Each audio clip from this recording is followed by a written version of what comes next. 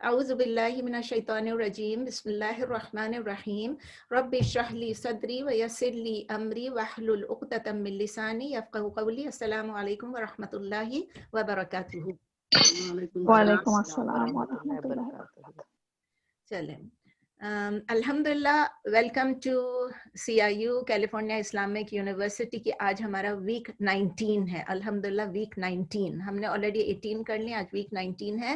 الحمدللہ last week میں ہم نے 3 صحابہ کے بارے میں پڑھا تھا, سیکھا تھا جو کہ وہ صحابہ تھے جو کہ who grew up مسلم, مطلب وہ مسلمان ریز ہوئے تھے.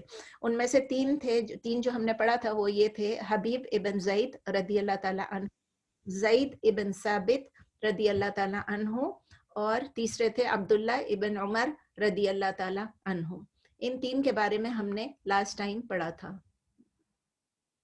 تو آج ہم انشاءاللہ کچھ اور صحابیوں کے بارے میں پڑھیں گے جو کہ even they grow up Muslim. First in میں سے ہیں حذیفہ ابن الیمان. حذیفہ ابن الیمان, ان کا نام آپ نے سنا ہوگا کسی کانٹیکسٹ میں, بالکل وہ نہیں ہے, گمنام نہیں ہے. اپنے مائکس کو بند کر دیجیے گا تاکہ پھر میں بیچ میں ڈسٹربنس نہ ہو. تو حذیفہ ابن یمان کے والد صاحب جو تھے وہ الیمان تھے, ان کا نام تھا الیمان, اور وہ مکے کے تھے, مکے سے رہنے والے تھے. یہ غور سے اب سن لیجئے. اور ان کا جو قبیلہ تھا, ٹرائب, اس کا نام تھا ابس. اور اس کے بعد پھر کیا ہوا, چونکہ انہوں نے الیمان نے کسی کو قتل کر دیا تھا تو اس کی وجہ سے ان کو مکے سے فرار ہونا پڑا. اور جب وہ مکے سے نکلے تو وہ کہاں جا کے سیٹل ہو گئے؟ یثرب میں. یثرب کا مطلب مدینہ کا جو پہلا نام تھا. تو وہ مکے سے نکل کے یثرب میں, یعنی جو مدینہ بننے والا شہر تھا, اس میں جا کے سیٹل ہو گئے. الیمان جو تھے وہ انہوں نے ایک قبیلہ تھا بنو الاشحال. بنو الاشحال, اس میں انہوں نے شادی کی. یہ شاید میں نام تھوڑا سا غلط بھی پڑھ رہی ہوں کیونکہ میں نے اس کو انگلش میں دیکھا ہے, عربک میں مجھے نہیں ملا. تو اس میں انہوں نے شادی کی اور اس کے بعد ان کا ایک بیٹا پیدا ہوا. اس بیٹے کا نام انہوں نے حذیفہ رکھا, اسی لیے وہ حذیفہ بن الیمان ابن الیمان جو ہے وہ ان کے بیٹے تھے. ٹھیک ہے نا. اچھا, یہ ہوا تھا کہ ان کو مکہ آنے کی اجازت نہیں تھی کیونکہ وہ فرار ہوئے تھے, مفرور کہتے تھے نا, تو وہ فرار تھے, ایبسکانڈر تھے, تو وہ گئے تھے. تو لیکن پھر فائنلی جب مکے میں آنے کے لیے ان کی جو ریسٹرکشنز تھی, جو ان کی قید تھی, وہ ہٹا دی گئی. تو انہوں نے پھر کیا کیا, اپنا ٹائم جو ہے کچھ مکے میں اور کچھ یثرب میں, یعنی کچھ مکہ اور کچھ مدینے میں اپنا ڈیوائڈ کر لیا. لیکن زیادہ تر وہ مدینے میں رہنے لگے کیونکہ وہ زیادہ اٹیچڈ ہو گئے تھے مدینے سے. تو اب دیکھیں حذیفہ رضی اللہ تعالیٰ عنہ جو ہے, ان کا کیا تھا کہ اوریجن ان کا مکہ تھا. وہ خود مکے میں نہیں پیدا ہوئے لیکن ان کا اوریجن مکہ تھا, لیکن ان کی جو اپ برنگنگ ہوئی تھی وہ کس طرح تھی؟ وہ مدینے والوں کی طرح تھی. دونوں طرف کا ایک مکہ ان کی اپنی روٹس تھی, لیکن he was raised or brought up in Yathrib, تو ان کا جو طریقہ تھا وہ یثربائٹ تھا. جب اسلام کی شعائیں آنے لگیں عریبین پیننسولا کے اوپر, تو کیا ہوا تھا کہ ایک ابس, جس قبیلے کے الیمان تھے, ان میں سے کچھ لوگ جو ہیں وہ نبی صلی اللہ علیہ وسلم کے پاس گئے مکہ, اور وہاں جا کے ان کے سامنے اپنی اسلام کو قبول کرنے کا ان کو بتایا, ان سے ڈکلیئر کیا, انہوں نے اپنا شہادہ نبی صلی اللہ علیہ وسلم کے سامنے لیا. انہی لوگوں میں سے جو ایک قبیلے کے کچھ لوگ گئے تھے مدینے سے مکہ, انہی میں حذیفہ رضی اللہ تعالیٰ عنہ کے ابا الیمان بھی تھے. تو الیمان جو ہے اس وقت وہ شروع میں انہوں نے وہ مسلمان ہو گئے تھے اس وقت, اور جب وہ مسلمان ہو گئے تو ظاہر ہے جب ان کا بیٹا تھا حذیفہ تو وہ بھی مسلمان طریقے سے ان کی پرورش ہوئی. اور یہ کب تھا؟ یہ نبی صلی اللہ علیہ وسلم کی ہجرت مدینہ سے پہلے, جب نبی صلی اللہ علیہ وسلم مکے سے مدینہ ہجرت کیے تھے, یہ اس سے پہلے کی بات ہے. ابھی وہ مدینہ نہیں پہنچے, لیکن الیمان مسلمان ہو گئے اور ان کا بیٹا حذیفہ بھی ظاہر ہے مسلمان گھر میں پرورش پائی. تو حذیفہ رضی اللہ تعالیٰ عنہ جو ایک مسلمان گھر میں چونکہ پرورش ان کی ہوئی, تو اس کی وجہ سے ان کے والد اور ان کی والدہ جو شروع میں جو مسلمان ہوئے تھے ان لوگوں میں سے, تو ان کی پرورش بھی الحمدللہ مسلمانوں کی طرح ہوئی. اور وہ بھی نبی صلی اللہ علیہ وسلم سے ملنے سے پہلے ہی واز اے مسلم, یعنی حذیفہ رضی اللہ تعالیٰ عنہ خود ابھی تک وہ نبی صلی اللہ علیہ وسلم سے ملے نہیں تھے، لیکن وہ مسلمان تھے آلریڈی ماں باپ کی وجہ سے، ٹھیک ہے. تو اب ان کو بڑی خواہش ہوتی تھی، ہی وڈ لانگ کہ وہ جا کے کس طرح نبی صلی اللہ علیہ وسلم سے ملاقات کریں. اور اتنے چھوٹے سے تھے جب سے ان کو اتنا شوق تھا کہ جو بھی نیوز، کہیں بھی کوئی بھی اطلاع، کوئی بھی بات نبی صلی اللہ علیہ وسلم کے بارے میں مدینہ پہنچتی تھی تو وہ کان لگا کے سنتے تھے، اور بڑے شوق سے، اشتیاق سے، ان کو بڑا مزہ آتا تھا سننے میں. اور جتنا وہ نبی صلی اللہ علیہ وسلم کے بارے میں کچھ بھی سنتے تھے، ان کی نبی صلی اللہ علیہ وسلم کے لیے محبت بڑھتی چلی جاتی تھی. اور جب محبت بڑھتی چلی جاتی تھی تو ان کو یہ دل چاہتا تھا اب میں کب ملوں گا، اب میں کب ملوں گا نبی صلی اللہ علیہ وسلم. یہ دیکھیں نا، ایک جیسے ہمارے دماغ میں ایک کیریکٹر ہوتا ہے کوئی بھی، چاہے وہ فلم کا اور چاہے ڈرامہ کا، کچھ بھی، ہمیں وہ کیریکٹر پسند آنے لگ جاتا ہے، ہم اس کے بارے میں سننا چاہتے ہیں، پھر ہمیں اس سے ملنے کا شوق ہو جاتا ہے. تو الحمدللہ حذیفہ رضی اللہ تعالیٰ عنہ کو بہت خواہش تھی کہ وہ نبی صلی اللہ علیہ وسلم سے ملاقات کریں.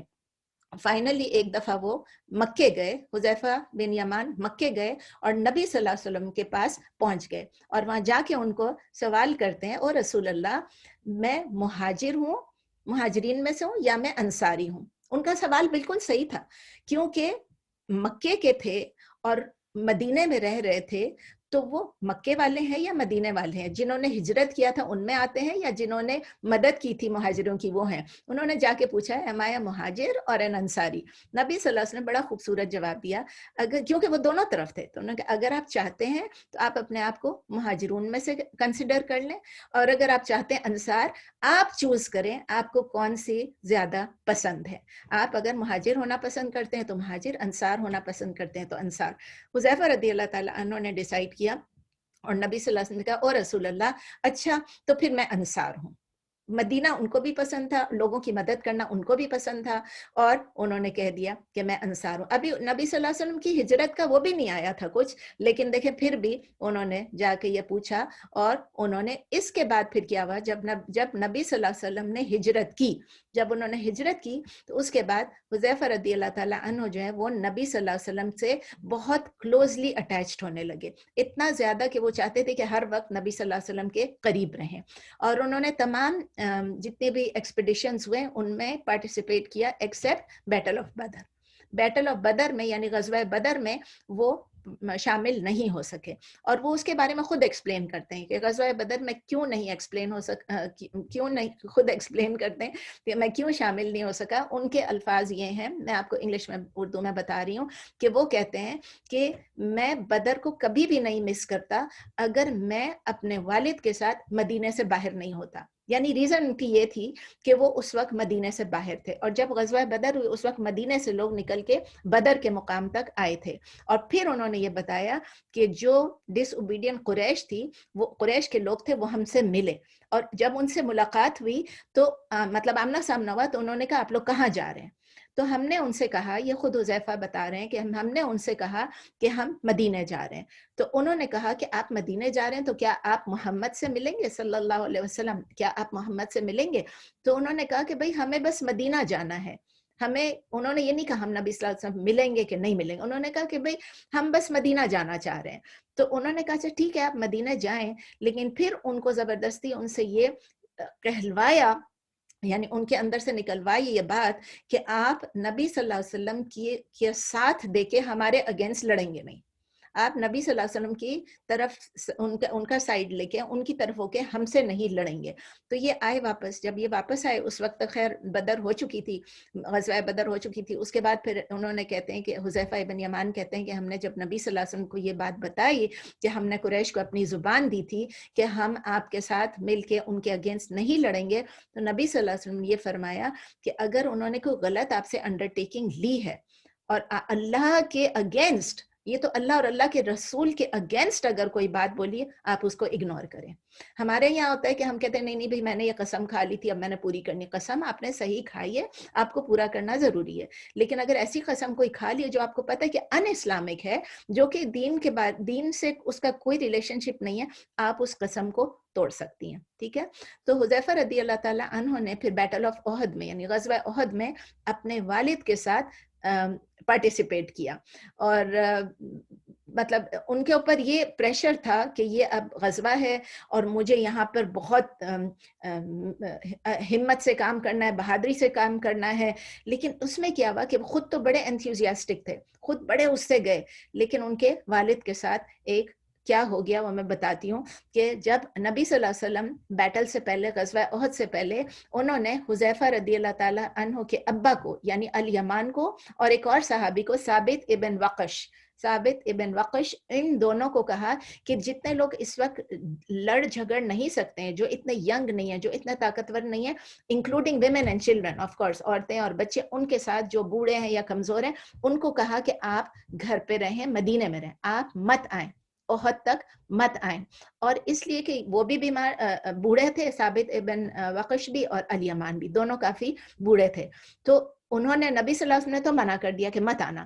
لیکن جیسے ہی وہ لڑائی آگے بڑھتی گئی غزوہ احد کی، تو اس وقت الیمان جو ہے یعنی حذیفہ رضی اللہ تعالیٰ عنہ کے جو والد تھے، انہوں نے یہ کہا اس کو، دوسرے کو، ثابت ابن بخش کو، ان سے کہا کہ دیکھیں آپ کا بھی کوئی باپ نہیں ہے، کوئی جس کا کوئی باپ زندہ ہوتا ہے، دیکھیں ان کی سوچ کیسی ہے کہ اگر آپ کے والدین زندہ ہیں تو وہ آپ کی فکر کریں گے اگر آپ جنگ پہ گئے اور شہید ہو گئے. کہتے ہیں نہ آپ کے ماں باپ زندہ ہیں، نہ میرے ماں باپ زندہ ہیں، ہم کیوں یہاں پر بیٹھے ہوئے ہیں، ہمارے پاس تھوڑی سی زندگی رہ گئی ہے، ہم آلریڈی اتنے بوڑھے ہیں، تو ہم کیوں نہیں ایسے کریں، تلواریں اٹھائیں اور نبی صلی اللہ علیہ وسلم کے ساتھ جا کے لڑائی میں شامل ہو جائیں. نبی صلی اللہ علیہ وسلم کی بات نہیں مانی، لیکن ان کو یہی لگ رہا تھا، انہوں نے یہ دعا کی کہ اللہ تعالیٰ شاید ہم کو انشاءاللہ شہادت دیں گے اور نبی صلی اللہ علیہ وسلم کے قریب دیں گے، ان کے ساتھ ہی دیں گے، ان کے نزدیک ہوں گے ہم لوگ.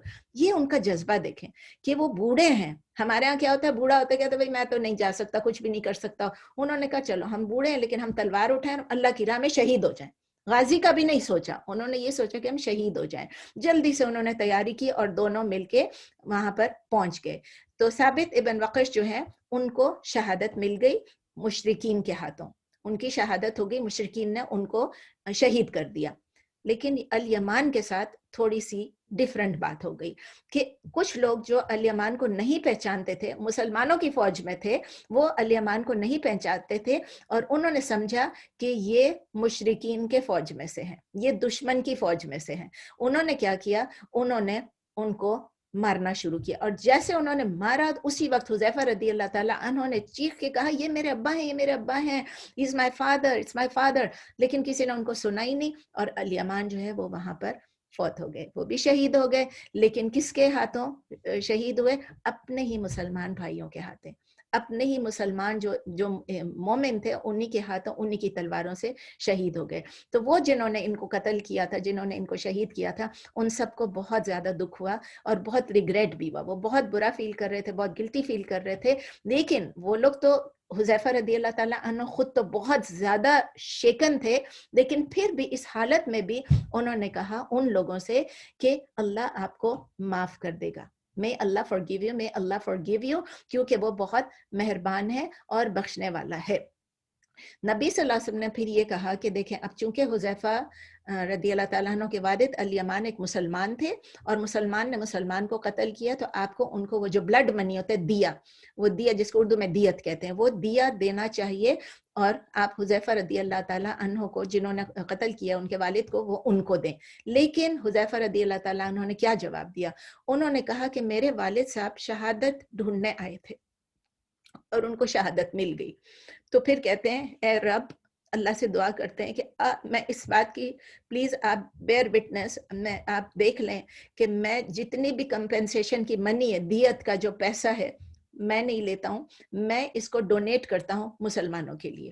یہ دیکھیں جذبہ تھا ان کا. انہوں نے کہا کہ جتنے بھی پیسے بنتے ہیں دیت کے، وہ ان پہ ڈیو ہیں، لیکن وہ کریں گے، وہ مجھے دینے کے بدلے میں مسلمانوں کو ڈونیٹ کرتا ہوں. جب نبی صلی اللہ علیہ وسلم نے یہ دیکھا تو نبی صلی اللہ علیہ وسلم کے دل میں اور زیادہ جو ہے حذیفہ رضی اللہ تعالیٰ عنہ کی वक़्त बढ़ गई ना, और वो बहुत हुज़ैफ़ा रदी अल्लाह ताला अन्हु को बहुत प्यार से और इम्प्रेस हो गए समझे, तो उनको बहुत ज़्यादा वो प्यार से और शफ़क़त से और उससे देखने लगे और ट्रीट करने लगे। लेकिन 3 क्वालिटीज़ ऐसी थीं जो कि हुज़ैफ़ा रदी अल्लाह ताला अन्हु के पास 3 ऐसी बहुत सारी क्वालिटीज़ थीं, लेकिन उनमें से 3 ऐसी मेन क्वालिटीज़ थीं जिनकी वजह से नबी सल्लल्लाहु अलैहि वसल्लम बहुत ज़्यादा इम्प्रेस थे, और इन्हीं क्वालिटीज़ को फिर नबी सल्लल्लाहु अलैहि वसल्लम ने उजागर करने की कोशिश की और उनको यूज़ करने की कोशिश की अच्छे तरीके से। एक तो हुज़ैफ़ा रज़ियल्लाहु ताला अन्हु का यूनिक इंटेलिजेंस था, बहुत ज़्यादा ज़हीन थे, बहुत ज़्यादा क्लेवर थे, बहुत ज़्यादा इंटेलिजेंट थे, मुश्किल से मुश्किल सिचुएशन में भी उनकी इंटेलिजेंस काम करती थी। नंबर 2, एक तो सिर्फ इंटेलिजेंट होना, दूसरा ये है कि वो क्विक विटेड थे, मतलब कि अगर कोई इंटेलिजेंस थी, उस इंटेलिजेंस का होना, अगर मैं बहुत भी इंटेलिजेंट होगी और मैं उस इंटेलिजेंस को यूज नहीं कर रही हूँ तो उसका क्या फायदा। लेकिन वो जब भी कोई वक्त आता, उन्होंने नोटिस किया नबी सल्लल्लाहु अलैहि वसल्लम ने कि ये इंटेलिजेंस अपनी यूज करके एक्शन कर लेते हैं, फौरन स्पॉन्टेनियस रिस्पॉन्स देते हैं। और नंबर 3, उनकी एक और बहुत बड़ी एबिलिटी थी, आप कहें उनके पास खासियत थी कि वो एक सीक्रेट को, कोई भी अगर सीक्रेट है उसको अगर परसिस्टेंटली भी आप उनको पूछें, उनको क्वेश्चन करें, उनके पीछे पड़े रहें, वो उस सीक्रेट को अपने दिल में रख सकते थे, वो नहीं बताते थे। तो ये चीज़ें नबी सल्लल्लाहु अलैहि वसल्लम ने जब नोटिस की, और नबी सल्लल्लाहु अलैहि वसल्लम ने हमेशा सहाबियों की स्पेशल क्वालिटीज से फ़ायदा उठाया, उन लोगों के लिए, दीन के लिए, अपने लिए कोई नहीं, पर्सनल नहीं, तो वो हमेशा he would choose the right person for the right task. कहते हैं ना, उनकी जब ये चीज़ उनको समझ में आ जाए कि ये बंदा इस चीज़ के काबिल है। आपने पहले भी देखा है कि उन्होंने ज़ैद बिन साबित को किस चीज़ के लिए चुना, उन्होंने किसको किस चीज़ के लिए चुना। तो इसीलिए उन्होंने कहा कि अब मैं हुज़ैफ़ा रज़ियल्लाहु ताला अन्हु से मैं वो काम लूँगा कि जिसके यूनिक स्किल्स इनके पास हैं। मदीने में एक बहुत बड़ा प्रॉब्लम जो था वो मुनाफिकून का था। आप पढ़ चुके हैं ये सब सीरा में कि मुनाफिकून का बहुत बड़ा प्रॉब्लम था, और ख़ासकर मुनाफिक और जूज़ जब आपस में, मुनाफिक और यहूदी जब आपस में मिल जाते थे, या तो वो यहूदी होते थे या मुनाफिक होते थे या दोनों होते थे, तो वो आपस में वो एलाइज थे। तो उसमें ये मुनाफिक जो है, यानी वो लोग जो कि इस्लाम नहीं लाए लेकिन प्रिटेंड करते थे कि हम मुसलमान हो गए, हम ईमान ले आए हैं। अंदर ऊपर से वो डिक्लेयर कर देते थे और बज़ाहिर, लेकिन अंदर से वो नबी सल्लल्लाहु अलैहि वसल्लम के अगेंस्ट और इस्लाम के अगेंस्ट प्लॉट्स बनाते रहते थे। अच्छा, चूंकि नबी सल्लल्लाहु अलैहि वसल्लम को मालूम था कि हुज़ैफ़ा रज़ियल्लाहु ताला अन्हु के पास ये एबिलिटी है कि वो सीक्रेट रख सकें, उन्होंने उन पे भरोसा करके उनको मुनाफिकों के नाम बता दिए। ये आपने सुना होगा, कई दफ़ा ये बात हो चुकी है कि एक सहाबी थे हुज़ैफ़ा इब्न यमान, जिनको तमाम मुनाफिकों के नाम मालूम थे, एक लिस्ट थी उनके पास, और ये बहुत ही भारी, बहुत वज़नी कहते हैं, बहुत ही ऐसा सीक्रेट था कि नबी सल्लल्लाहु अलैहि वसल्लम ने किसी और सहाबी को नहीं बताया, अबू बकर को भी, और उमर रदियल्लाहु और उस्मान रदियल्लाहु, किसी को भी नहीं बताया। आप ये सोचें, लेकिन उन्होंने हुज़ैफ़ा इब्न यमान को ये बात बताई। इसका ये मतलब नहीं था कि वो अबू बकर या उस्मान या उमर पे ट्रस्ट नहीं करते थे या अली पे, ये बात नहीं थी, लेकिन उन्होंने कहा कि बस एक को बता देता हूँ, और ये मुझे पता है, ये बेस्ट रखने के लिए सीक्रेट ये है, तो उन्होंने उनको बता दिया। और हिकमत तो वही जानते हैं, हमें थोड़ी मालूम है क्या हिकमत थी उसमें। उसके बाद उन्होंने हुज़ैफ़ा रज़ियल्लाहु ताला अन्हु को कुछ काम दिए, उसमें से एक काम ये था कि जब मुनाफिकून जब इधर उधर कुछ भी कर रहे हो, कोई एक्शन कर रहे हो, आप उनके मूवमेंट्स को जरा वॉच करें, नजर में रखें, यानी आप उन पे नजर रखें। नंबर 2, जब वो कुछ भी एक्टिविटीज कर रहे हो तो जरा पीछे जाके सिर्फ नजर ना रखें, थोड़ा जाके एक तज्जिया भी कर लें कि वो क्या कर रहे हैं। तीसरी चीज ये है, 3 चीजें बोली कि जब आपको लग रहा है कि मुसलमान किसी खतरे में हैं उनकी तरफ से, मुनाफिकों की तरफ से, तो आप जो है मुसलमानों की शील्ड करें, मुसलमानों को प्रोटेक्शन के लिए जो भी कर सकते हैं वो करें। ये बहुत बड़ी रिस्पॉन्सिबिलिटी। अब मुनाफिकून जो है, मुनाफिक जो थे वो सीक्रेसी में काम करते थे, प्राइवेसी में काम करते थे, और सबसे बड़ी बात तो मुनाफिकों की यही है ना कि वो छुप छुप के करते हैं, जिसकी वजह से पता ही नहीं चलता कि वो क्या कर रहे हैं। और अगर जो कुफार हैं, इसीलिए कहते हैं कुफार से ज्यादा मुनाफिक जो है वो ज्यादा खतरनाक है। जिसका आपको मालूम है ये दुश्मन है, उससे आप बच के रहते हैं। जिसका आपको मालूम ही नहीं है कि वो दुश्मन है, उससे आप बचते भी नहीं है, और वो क्या क्या कर गुजरेगा। ٹھیک ہے نا. تو اسی لیے پھر لوگوں نے ان کا نام, ان کو پتا تھا کہ لوگوں کو پتا تھا کہ نبی صلی اللہ علیہ وسلم نے ان کو سیکرٹ کچھ بتایا ہے, اسی لیے ان کا نام بعد میں یہ پڑ گیا کہ he is the keeper of the secret of the messenger of Allah, کہ یہ اللہ کے میسنجر یعنی نبی صلی اللہ علیہ وسلم کی سیکرٹ رکھنے والے ہیں. اور پھر تھرو آؤٹ ہز لائف انہوں نے اپنا وہ پلیج رکھا, اور کبھی بھی انہوں نے کسی کو بھی کسی بھی منافق کا نام نہیں بتایا. جب نبی صلی اللہ علیہ وسلم وفات پا گئے تو خلیفہ جو تھے وہ آتے تھے, ان سے پوچھتے تھے اور کہتے تھے کہ کچھ ہمیں بتائیں آپ, کچھ منافقوں کی کچھ موومنٹس کے بارے میں, کچھ ایکٹیویٹیز کے بارے میں, لیکن وہ خاموش رہتے تھے. انہوں نے اپنی زبان بند کر لی تھی, اپنے ہونٹ کہتے ہیں نا سی لیے تھے. عمر رضی اللہ تعالیٰ عنہ جب خلیفہ بنے تو ان کو اس وقت خلیفہ تھے یا نہیں تھے, لیکن عمر رضی اللہ تعالیٰ عنہ کا آپ نے سنا ہوگا پہلے بھی کہ وہ انڈائریکٹلی جو ہے نا منافقوں کے بارے میں حذیفہ ابن یمان سے کچھ نہ کچھ ایکسٹریکٹ کر لیتے تھے. کس طرح کرتے تھے کہ وہ یہ کرتے تھے کہ ان سے ڈائریکٹلی نہیں پوچھتے تھے, انڈائریکٹلی وہ یہ کہتے تھے کہ جب کسی کی ڈیتھ ہو کسی مسلمان کی, تو عمر رضی اللہ تعالیٰ عنہ جو ہے لوگوں سے پوچھتے تھے, باقی لوگوں سے, صحابیوں سے, کیا حذیفہ رضی اللہ تعالیٰ عنہ نے ان کی نماز جنازہ پڑھی؟ اگر کوئی کہتا تھا کہ ہاں پڑھی, تو پھر وہ عمر رضی اللہ تعالیٰ عنہ بھی مطلب وہ بھی نماز پڑھتے تھے, مطلب اگر وہ اٹینڈ کر رہے ہوتے تھے فیونرل تو یہ بھی ان کی نماز جنازہ اٹینڈ کر لیتے تھے اس طرح سے. اور اگر کسی نے کہا کہ نہیں وہ تو نہیں آئے نماز جنازہ پہ, تو عمر رضی اللہ تعالیٰ عنہ کو شک ہو جاتا تھا کہ شاید وہ منافق ہوگا, تو وہ ریفرین کرتے تھے ان کی نماز جنازہ پڑھانے سے. تو اسی طرح ایک دفعہ ایسا ہوا, تو مطلب ان کو یہ انڈیکیشن تھی انڈائریکٹلی کہ اگر وہ نماز جنازہ نہیں پڑھ رہے ہیں اس کا مطلب کہ وہ بندہ منافق تھا, وہ مسلمان نہیں تھا. پھر ایک دفعہ عمر رضی اللہ تعالیٰ عنہ نے حذیفہ رضی اللہ تعالیٰ عنہ سے پوچھا کیا میرے گورنرز میں سے کوئی منافق ہے؟ تو حذیفہ رضی اللہ تعالیٰ عنہ نے کہا ایک ہے. عمر رضی اللہ تعالیٰ عنہ نے ان سے فرمایا کہ مجھے پوائنٹ آؤٹ کر دو, ان کا نام بتا دو کہ وہ کون سے ہیں جو کہ منافق ہیں. حذیفہ رضی اللہ تعالیٰ عنہ نے کہا نہیں, حالانکہ عمر رضی اللہ تعالیٰ عنہ نے بہت کہا, وہ خلیفہ تھے, لیکن انہوں نے کہا نہیں وہ میں نہیں بتا سکتا. بعد میں کیا ہوا, کچھ عرصے بعد حذیفہ رضی اللہ تعالیٰ عنہ کہتے ہیں کہ اس کانورسیشن کے بعد کچھ عرصے بعد عمر رضی اللہ تعالیٰ نے ایک گورنر کو ہٹا دیا, ڈسمس کر دیا. تو ایسے لگتا تھا جیسے عمر رضی اللہ تعالیٰ عنہ کو کہیں سے کوئی ہدایت ملی ہے. ان کو ویسے بھی انٹیوشن ہوتا تھا نا, ان کو ایک انٹیوشن ہوتا تھا, اور ان کے اکثر انٹیوشن جو ہیں وہ صحیح آ جاتے تھے. اللہ کی طرف سے ان کو کوئی گائیڈنس ملی ہے جس کی وجہ سے انہوں نے اس بندے کو جو کہ واقعی منافق تھا اس کو ہٹا دیا. تو یہ حذیفہ رضی اللہ تعالیٰ عنہ کی جو اسپیشل کوالٹیز تھیں, ہم ابھی بات کر رہے تھے, ہم ابھی خلفاء کے زمانے تک پہنچ گئے, لیکن تھوڑا پیچھے جا کے دیکھتے ہیں کہ ان کی ایک ٹیسٹنگ ہوئی تھی جس کے لیے حذیفہ رضی اللہ تعالیٰ عنہ کی انٹیلیجنس کی بہت زیادہ ضرورت تھی اور پریزنس آف مائنڈ کی. وہ کب ہوا تھا؟ غزوہ خندق. اب نبی صلی اللہ علیہ وسلم زندہ تھے اس وقت, غزوہ خندق کے دوران, اور حذیفہ ابن یمان بھی تھے. تو اس وقت کیا ہوا تھا آپ کو یاد ہے؟ مدینہ سیرہ میں آپ نے پڑھا تھا کہ مدینے میں ارد گرد جو ہے پورے اتنے سارے جو ہیں احزاب, اتنے سارے لوگ جو ہیں گروہ در گروہ جمع ہو گئے, اور انہوں نے مدینے کو سراؤنڈ کر لیا تھا, اور انہوں نے اس جو ہے محاصرے کو ڈریگ کیا اور زیادہ کرتے چلے گئے. اور مسلمان جو ہے بہت سیویئر, ان کو تکلیفیں, ہارڈ شپ, ڈیفیکلٹیز ہو رہی تھیں, اور انہوں نے اپنے تمام ایفرٹس یوز کر لیے, لیکن تھک رہے تھے وہ لوگ. آپ کو یاد ہے اس میں انہوں نے ایک خندق بنا لی تھی سلمان الفارسی کے کہنے پہ. تو اتنا زیادہ ہو گیا, اسٹرین سب کے اوپر پڑ گیا, اور موسم بھی ایسا تھا کہ وہ لوگ سب تھکنے لگے اور مایوسی کی طرف جانے لگے.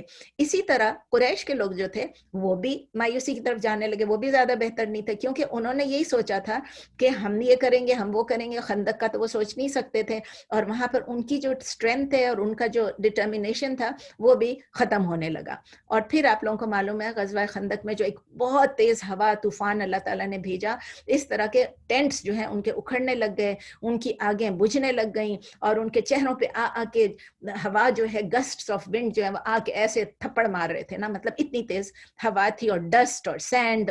مطلب آپ سوچیں مدینہ ہے تو وہاں پر ریت بھی ہے, مٹی بھی ہے, اور ہوا بھی, اور آ کے منہ پہ لگ رہی ہے, آنکھوں میں گھس رہی ہے, تو کیا حالت ہو گئی تھی. ایسے مومنٹس میں جب کہ ایسی حالات آتے ہیں, اللہ تعالیٰ نے کر دیا کہ جو سب سے پہلے اپنی ہوپ کو لوز کرتا ہے نارملی وہ ہار جاتا ہے، اور جو زیادہ دیر تک سٹینڈ کر جاتا ہے وہ جیت جاتا ہے. اب لڑائی تو ہو نہیں رہی ہے لیکن اس ڈیفیکلٹ سچویشن کو برداشت کرنا ہے. آرمی انٹیلیجنس کی ایسے وقت میں بہت ضرورت ہوتی ہے، وہ کروشل فیکٹر بن جاتی ہے کہ ابھی بیٹل کا، غزوہ کا آؤٹ کم کیا ہوگا، اس کا نتیجہ کیا ہوگا. اس سٹیج پہ جبکہ ابھی سب پریشان ہیں، نبی صلی اللہ علیہ وسلم نے یہ سوچا کہ یہ وقت ہے کہ ہم جو حذیفہ ابن یمان رضی اللہ تعالیٰ عنہ کا جو اسپیشل ٹیلنٹ ہے اور ایکسپیرینس ہے اس کو یوز کیا جائے. انہوں نے کیا کیا؟ انہوں نے حذیفہ رضی اللہ تعالیٰ عنہ کو کہا کہ آپ جائیے اور جو دشمن ہے اس کے اندر آپ اندھیرے میں ان لوگوں میں گھس جائیے، آپ گھس جائیے اور وہاں سے جو لیٹسٹ انفارمیشن ہے ان کی سچویشن پہ وہ لا کے ہمیں بتائیں، اس سے پہلے کہ میں ڈیسائیڈ کروں کہ نیکسٹ ہماری موو کیا ہونی چاہیے. اور ہمیں پتہ چل جائے گا کہ ان کی سچویشن کیا اور ان کا مورال کیسا ہے، کیا وہ لوگ ابھی تک ڈٹے میں ہیں یا وہ کمزور پڑ رہے ہیں. حذیفہ رضی اللہ تعالیٰ عنہ کہتے ہیں انہوں نے خود یہ بتایا کہ میں اس مشن پہ گیا، اور وہ بتا رہے ہیں کہ اس رات ہم سب ایک روز میں بیٹھے ہوئے تھے، صفوں میں بیٹھے ہوئے تھے. تو ابو سفیان اور ان کے لوگ جو مطلب جو مشرکون اف مکہ جو تھے وہ ہمارے سامنے تھے. یہ دشمن کے رینکس میں اب چلے گئے، وہاں پر بیٹھے میں اندھیرے میں، اندھیرا ہے، ظاہر ہے کہ اب وہاں پر یہ لائٹیں تو نہیں تھی نا، تو اندھیرا ہے اور سب بیٹھے ہیں اور طوفان ہے سب کچھ، تو یہ جا کے ادھر بیٹھ گئے. اب جب ابو سفیان اپنے لوگوں کے ساتھ بیٹھے میں اور یہ بھی سامنے انہی کے سامنے بیٹھے میں، یہ بھی، لیکن ان کو ابھی کوئی پہچان نہیں رہا ہے. تو جو جوئش ٹرائب تھا، یہودیوں کا جو ایک قبیلہ تھا بنو قریظہ، وہ بھی پیچھے تھے، اور وہ پیچھے تھے، اور یہ لوگ یہ کہتے ہیں ہم ڈر رہے تھے، وی ور افریڈ، کیونکہ ہمارے بیوی بچے وہاں پیچھے تھے. پھر وہ کہتے ہیں the night was extremely dark، بہت زیادہ اندھیرا تھا، اور یہ بھی کہتے ہیں کہ کبھی بھی اس سے زیادہ تاریک شب میں نے نہیں دیکھی، اور نہ تو ونڈ کو اتنا اسٹرانگ دیکھا. مطلب وہ ڈسکرائب کر رہے ہیں کہ اتنی تاریکی تھی اور تیز ہوا چل رہی تھی، اور اتنی تاریکی تھی کہ اپنی انگلیوں کو بھی بندہ نہیں دیکھ سک رہا تھا، اور بلاسٹ آف ونڈ ایسا تھا کہ جیسے تھنڈر ہے، وہ زور سے آ کے لگتی تھی، ایسے لگتا تھا تھنڈر ہے. یہ ڈسکرائب کر رہے ہیں وہ خود ہی. وہ کہتے ہیں اتنی دیر میں ہپوکریٹس جو منافقون تھے انہوں نے نبی صلی اللہ علیہ وسلم سے پرمیشن لی کہ اچھا ابو سفیان اس وقت، اچھا ٹھیک ہے، وہ سامنے کی طرف تھے اور یہ ادھر تھے. ہپوکریٹس نے کی، اب دوسری بات بتائیں کہ ہپوکریٹس نے نبی صلی اللہ علیہ وسلم سے پرمیشن لی کہ ہمارے گھر جو ہیں وہ اینیمی کے سامنے، دشمن کے سامنے ایکسپوز ہو گئے ہیں، تو ہم کیا کریں. تو نبی صلی اللہ علیہ وسلم نے کہا کہ بھائی آپ اگر جانا چاہیں تو آپ جا سکتے ہیں. انہوں نے پرمیشن دے دی، اجازت دے دی کہ جو جانا چاہے. اب یہ نبی صلی اللہ علیہ وسلم کے لوگ ہیں اور وہاں ہم مشرکین کی بات کر رہے ہیں، دو پارٹیز کی بات کر رہے ہیں.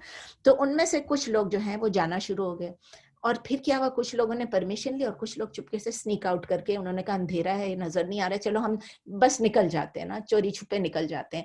اینڈ میں جا کے نبی صلی اللہ علیہ وسلم کے پاس صرف 300 لوگ رہ گئے، صرف 300 لوگ. تو نبی صلی اللہ علیہ وسلم نے کیا کیا، ایک انسپیکشن کی، گھومے انسپیکشن کی، اور انہوں نے جا کے ان سے جب وہ نزدیک پہنچے تو ان کے پاس انہوں نے دیکھا، میرا خیال ہے میں بیچ میں سے کچھ مس کر کے چلی گئی ہوں، ایک چیز نہیں، میرا خیال ہے ٹھیک ہی ہے، ایسے لگ رہا ہے کہ ایک واقعہ میں بیچ میں سے مس کر کے، لیکن کیسے مس ہوگا، نوٹس تو میرے سامنے.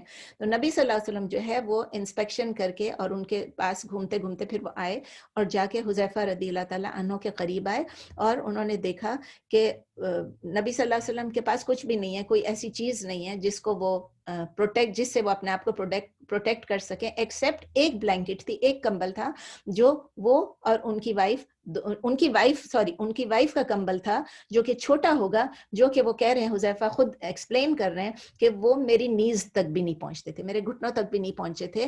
تو کہتے ہیں نبی صلی اللہ علیہ وسلم میرے قریب آئے اور آ کے دیکھا کہ میں زمین پہ ایسے اکڑوں کر کے بیٹھا ہوا اور میں اپنے اوپر کمبل جو ہے وہ ڈالے جا رہا ہوں، لیٹا ہوا ہوں، بیٹھا ہوا ہوں، گراؤنڈ پہ ہوں، اور میرے اوپر میں کمبل ڈال رہا ہوں اور وہ کمبل مجھے پورا کور بھی نہیں کر رہی ہے.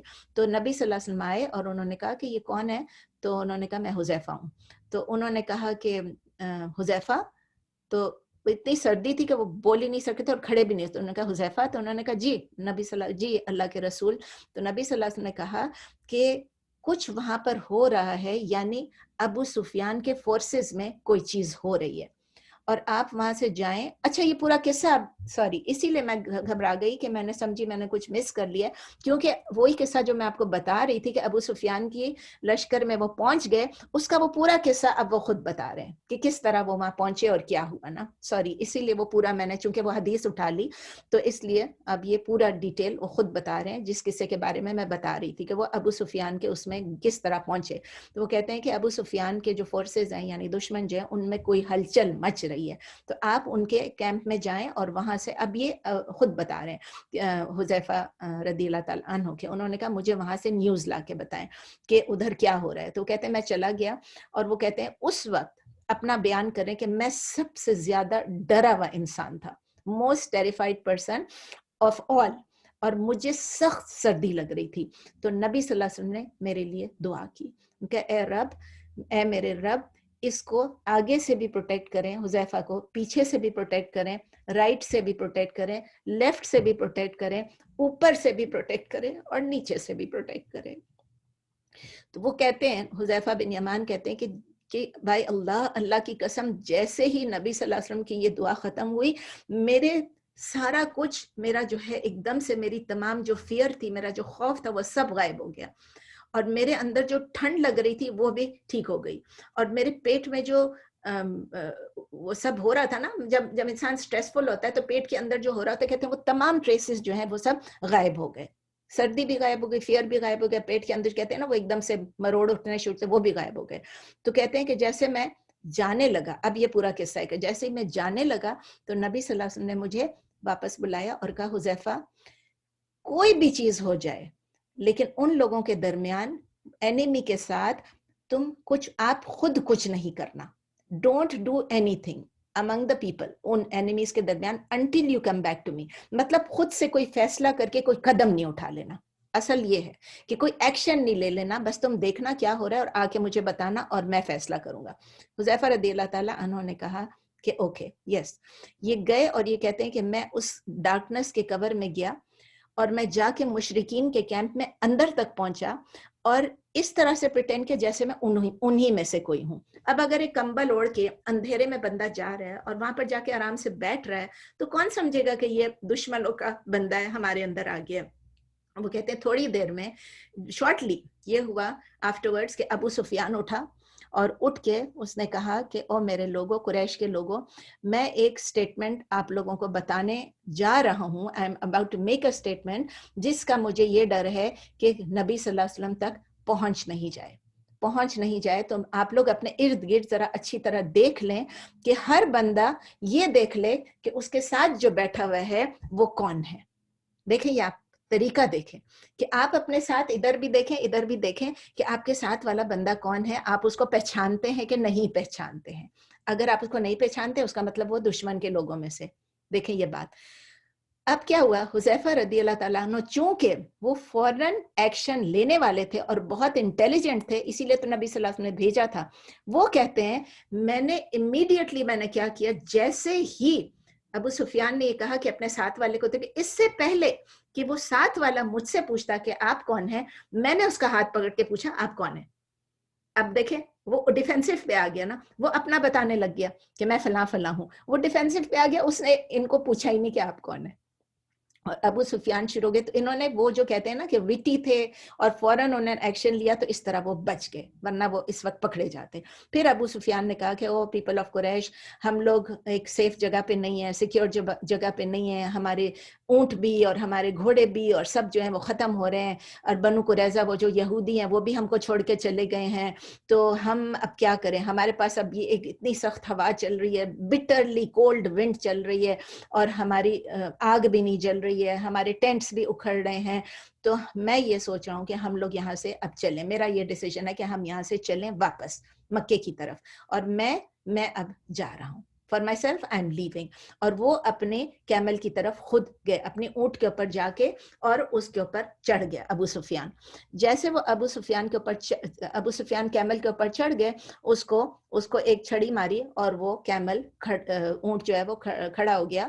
اور اس وقت کا हुज़ैफ़ा इब्न यमान कहते हैं कि अगर नबी, यही मैं समझी थी कि मैं भूल गई हूँ, अगर नबी सल्लल्लाहु अलैहि वसल्लम ने मुझे इंस्ट्रक्ट नहीं किया होता, मुझे ये हिदायत नहीं दी होती, ये स्पेशली नहीं कहा होता कि उधर कोई भी एक्शन ना लेना, तो ये बेहतरीन टाइम था, मैं अबू सुफियान को एक तीर से भी ख़त्म कर सकता था।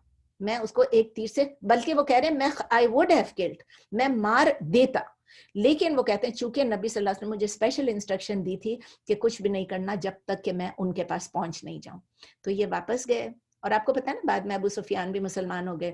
तो ये कहते हैं ये वापस गए, वापस जाके उन्होंने नबी सल्लल्लाहु अलैहि वसल्लम को देखा कि नबी सल्लल्लाहु अलैहि वसल्लम एक ब्लैंकेट के ऊपर नमाज पढ़ रहे हैं, खड़े होकर, एक ब्लैंकेट है उसके ऊपर नमाज पढ़ रहे हैं। जब उनको देखा तो कहते हैं मेरे नजदीक आए और मेरे ऊपर वो कंबल डाल दी। मैं समझी थी कि मैं ये बता रही हूँ, तो मेरे ऊपर कंबल डाल दिया और मैंने उनको बताया कि क्या हुआ। नबी सल्लल्लाहु अलैहि वसल्लम बहुत खुश हुए कि मैंने अबू सुफियान को कत्ल नहीं किया। वो ये बता रहे हैं। अब यहाँ तक उनका किस्सा था। तो हुज़ैफा रदी अल्लाह ताला अन्हु जो है one of the foremost Muslim military commanders रहे जबकि मुस्लिम एक्सपेंशन हुई इराक में, और उन्होंने अपने आप को डिस्टिंग्विश कर लिया तमाम वॉर्स में। नबी सल्लल्लाहु अलैहि वसल्लम तो फौत हो गए थे, उसके बाद फिर ये बाकी ज़माने में जब इतना आगे आगे जब इस्लाम फैलता गया, हमदान में, अर्राई में, अद्दैनवार में और निहावंद में, ये तमाम बैटल्स में उन्होंने अपने आप को मनवा लिया। मतलब माशाल्लाह कि वो इतने बहादुर फौजी भी थे। जब खासकर जब निहावंद में जबकि पर्शियन फोर्सेस के अगेंस्ट ये लोग बैटल फील्ड में थे, तो वहां पर उमर रदी अल्लाह ताला अन्हो ने इनको सेकंड इन कमांड रखा था। हुज़ैफा रदी अल्लाह ताला अन्हो को सेकंड इन कमांड, लेकिन सेकंड कमांडर इनको रखा था। और मुसलमान फौज कितनी थी? 30,000 मुसलमान फौज थी। और फर्स्ट कमांडर कौन था? अन-नुमान इब्न मुक़रिन, अन-नुमान इब्न मुक़रिन, वो फर्स्ट कमांडर थे। तो और ये सेकंड कमांडर थे। उस वक्त ये था कि ये लोग तो 30,000 थे, लेकिन जो पर्शियन फौज थी वो 150,000। आप इमेजिन करें 30,000 वर्सेस 150,000, 5 गुना ज्यादा वो फौज थी पर्शियंस की। उसमें क्या हुआ कि फर्स्ट कमांडर जो नुमान इब्न मुक़रिन थे वो उसमें शहीद हो गए। तो सेकंड इन कमांड जो हुज़ैफा रदी अल्लाह ताला अन्हु थे, इमीडिएटली उन्होंने देखा कि ये सिचुएशन है। आपको पता है कि वो कितने क्लेवर थे, उन्होंने बिल्कुल वक्त जाया नहीं होने दिया, फौरन उन्होंने कमांड अपने हाथ में ले ली और उन्होंने इंस्ट्रक्शंस क्लियरली ये दे दिया लोगों को कि किसी को भी पता नहीं चले कि नुमान इब्न मुक़रिन यानी जो फर्स्ट कमांडर है वो शहीद हो गए। अगर उनको पता चलता उनके पैर उखड़ जाते।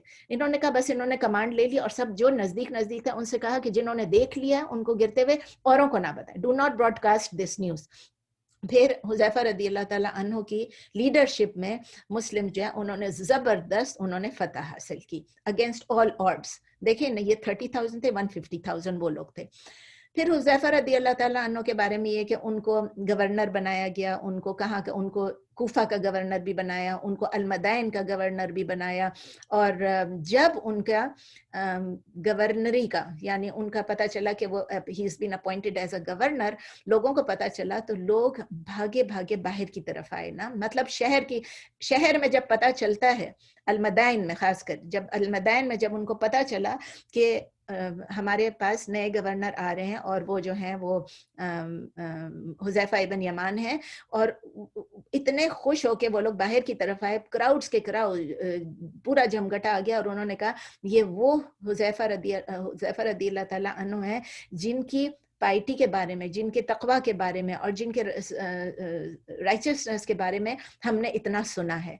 और वो नबी सल्लल्लाहु अलैहि वसल्लम के सहाबी भी हैं और इतने बहादुर भी हैं, सब कुछ। तो वो बड़े जोश और खरोश में उनको ग्रीट करने के लिए, वेलकम करने के लिए। और ये सबको पता ही चल गया था कि जो कॉन्क्वेस्ट ऑफ पर्शिया हुआ था उसमें जो है ऑलरेडी पता चल गया था कि हुज़ैफा इब्न यमान का कितना बड़ा किरदार था, कितना बड़ा रोल था उसको उस जंग को जीतने में। तो ये लोग वहां वेट कर रहे हैं और देख रहे हैं कि सामने से एक शख्स चला आ रहा है, एक गधे के ऊपर, डोंकी के ऊपर चला आ रहा है, और आराम से बस अपने दोनों साइड पे एक एक पैर हैं और वो उनके पैर हिल रहे हैं और वो डोंकी उनको लेते हुए आ रही है। और उनके हाथ में एक लोफ ऑफ ब्रेड है, एक रोटी का टुकड़ा है और थोड़ा नमक है, और वो खाते खाते चले आ रही। ये लोगों ने डिस्क्राइब किया है कि इस तरह वो चले आ रहे थे, दुबले पतले स्किनी, डोंकी के ऊपर बैठ के, हाथ में रोटी है, छोटा सा टुकड़ा और नमक है, और खाते हुए चले आ रहे थे। जब वो नजदीक आए, ये को दूर से इनको पता नहीं था कौन आ रहा है, बस ये देख रहे थे। जब वो नजदीक आए तो सब के सब इतने सरप्राइज हो गए कि ये आदमी कैसा है ना, ये आदमी है जो हमारा गवर्नर है, जिसके लिए हम वेट कर रहे थे, ये हुज़ैफा रदी अल्लाह ताला अन्हु है। लेकिन इसलिए कि वो उनको इसलिए पहचान भी नहीं सक रहे थे कि ये हमारे गवर्नर है, क्योंकि उनके जब गवर्नर आते थे, पर्शियन रूलर्स, जब पहले तो पर्शियन रूलर्स थे ना, जब वो आते थे किस शान और शौकत से आते थे, कितना ग्रैंडियर होता था, कितना पॉम्प एंड शो होता था, आगे पीछे फौज होती थी, लोग होते थे, सिक्योरिटी वाले, ये वो सब। ये अकेले चले आ रहे हैं। तो हुज़ैफा रदी अल्लाह ताला अन्हु जब अपनी उस पे गधे पे आते रहे और लोग उनके इर्द गिर्द जमा होते रहे। अब इन्होंने देखा कि लोग ये चाह रहे हैं, मुझे देख रहे हैं और ये एक्सपेक्ट कर रहे हैं कि मैं उनसे कोई बात करूं, उनको कोई स्पीच दूं। उन्होंने क्या स्पीच दी? इवेंचुअली उन्होंने ये कहा कि ऐसे जगहों से बच के रहना जहां पर कोई फितना है, जहां पर प्लॉटिंग हो रही है, कॉन्स्पिरेसी हो रही है, जहां पर लोग प्लॉट्स बना रहे हैं। तो उन्होंने पूछा कि वो कौन सी जगहें हैं जहां पर लोग प्लॉट्स बनाते हैं, वो कौन सी जगह है जहां पर लोगों के फितना क्रिएट करते हैं, कॉन्स्पिरेसी करते हैं।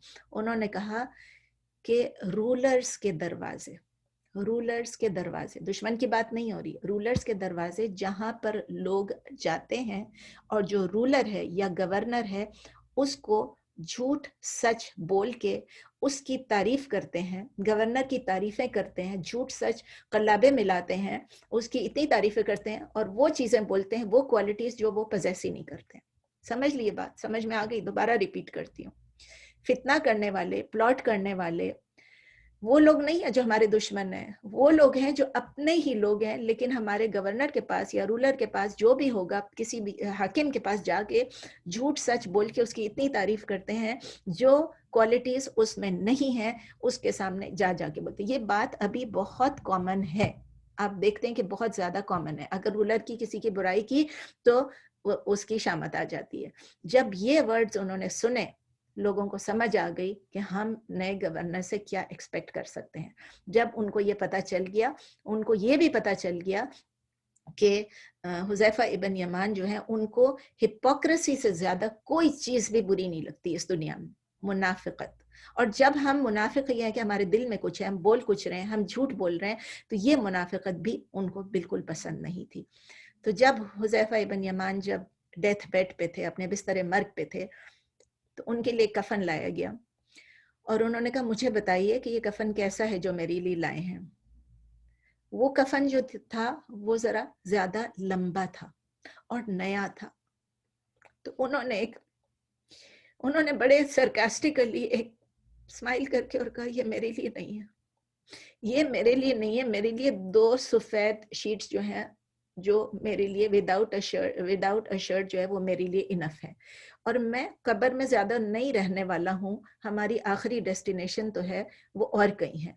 कब्र में तो हम टेम्पररी होंगे और जहाँ जाऊंगा वो पता नहीं मेरे लिए इससे उससे बेहतर जगह होगी या उससे खराब जगह होगी, यानी मुझे नहीं पता कि मैं कहाँ जाऊंगा आखिरत में। तो मेरे लिए उतना ही काफी है। इतना नया कफन और इतना लंबा कफन मुझे नहीं चाहिए। हुज़ैफा इब्न यमान जो है उनकी डेथ हुई 36 हिजरा में, 36 हिजरा में। नेक्स्ट जो हम सहाबी के बारे में पढ़ेंगे उनका नाम है उसामा इब्न ज़ैद। इनका नाम रदी अल्लाह ताला, इनका नाम आप सब ने सुना हुआ है, हुज़ैफा का भी नाम सुना था, उसामा इब्न ज़ैद का नाम आप लोगों ने सब ने सुना हुआ है कि उसामा इब्न ज़ैद कौन थे? वो 2 जेनरस मुस्लिम्स के बेटे थे, 2, और जो कि फर्स्ट कन्वर्ट्स टू इस्लाम थे, उनके बेटे थे। और इसके अलावा वो ये भी था कि वो दोनों जो थे, उसामा इब्न ज़ैद के वालिदैन, वो दोनों नबी सल्लल्लाहु अलैहि वसल्लम के बहुत लॉयल भी थे और बहुत करीब भी थे, बहुत वफादार भी थे और बहुत करीब भी थे। उसामा इब्न ज़ैद किन के बेटे थे? ज़ैद इब्न हारिसा के बेटे थे। आप ज़ैद इब्न हारिसा के बारे में पढ़ चुके हैं, शुरू में ही हमने पढ़ा था, जो मक्के के लोग थे उनके बारे में। और उनकी माँ कौन थी? बरका। इनके बारे में भी हमने पूरा पढ़ा था। बरका यानी उम ऐमन रदी अल्लाह ताला अन्हा। हमने इन दोनों के बारे में पूरी डिटेल में पढ़ा था। अब ज़ैद इब्न हारिसा जो थे वो सिर्फ कंपेनियंस में एक वो ही थे, اسامہ کے جو والد تھے زید ابن حارثہ पूरे सहाबियों में से एक वही हैं जिनका नाम कुरान में नाम के साथ आया है। लोगों के बारे में है, अबू बकर हर एक के बारे में है, लेकिन हर एक के नहीं, मेरा मतलब किसी किसी के बारे में है और इशारे हैं, लेकिन नाम लेके सिर्फ ज़ैद रदी अल्लाह ताला अन्हु का जिक्र किया हुआ है। आपको याद है हमने ये भी पढ़ा था कि अल्लाह ताला ने कुरान में नाजिल किया कि जब ज़ैद के साथ ज़ैनब रदी अल्लाह ताला अन्हा का निकाह ख़त्म हो जाए और वो इद्दत पूरी कर लें तो नबी सल्लल्लाहु अलैहि वसल्लम से कहा कि आप उनसे शादी करें।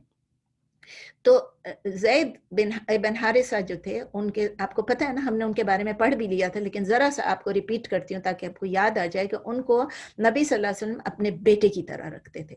वो एक स्लेव थे लेकिन उनको वो अपने बेटे की तरह, बिल्कुल बेटे की तरह, मैंने बेटी कह दिया शायद, बेटे की तरह रखते थे। और उन्होंने ये जाके काबे में जाके उन्होंने ऐलान किया था कि ये मेरा बेटा है, ये मुझसे इनहेरिट करेगा और मैं इससे इनहेरिट करूँगा, मतलब बहुत क्लियरली बता दिया। फिर ज़ैद रदी अल्लाह ताला अन्हो का नाम जो है वो ज़ैद इब्न मोहम्मद पड़ गया, लोगों ने रख लिया उस वक्त तक जब तक के कुरान में सूरह अहज़ाब में आ नहीं गया कि कोई किसी का जो अडॉप्टेड बेटा है वो रियल बेटा नहीं बन सकता। तब से फिर उनका नाम ज़ैद इब्न हारिसा पड़ गया। और ज़ैद इब्न हारिसा के बेटे उसामा इब्न ज़ैद जो हैं वो भी मक्का में पैदा हुए थे, लेकिन वो अपनी फैमिली के साथ मदीना हिजरत करके चले गए थे जब नबी सल्लल्लाहु अलैहि वसल्लम हिजरत पे गए थे। उसामा इब्न ज़ैद जो हैं उनको भी शुरू से उनकी जो तरबियत हुई, उनकी जो ब्रॉटअप हुई है, वो बग़ैर किसी शिर्क और बग़ैर किसी जाहिलिया के, उनके माँ बाप ने बहुत खूबसूरत उनकी ट्रेनिंग की, बहुत खूबसूरत उनकी परवरिश की। और हालांकि वो बहुत यंग थे, टेंडर एज थी उनकी, लेकिन वो एक फर्म बिलीवर थे, एक स्टॉन्च मुस्लिम थे, बहुत स्ट्रॉन्ग बिलीवर थे। और अल्लाह ताला को स्ट्रॉन्ग बिलीवर्स बहुत पसंद है। अल्लाह ताला ने बताया है कि नबी सल्लल्लाहु अलैहि वसल्लम ने बताया है कि अल्लाह लव्स स्ट्रॉन्ग बिलीवर्स।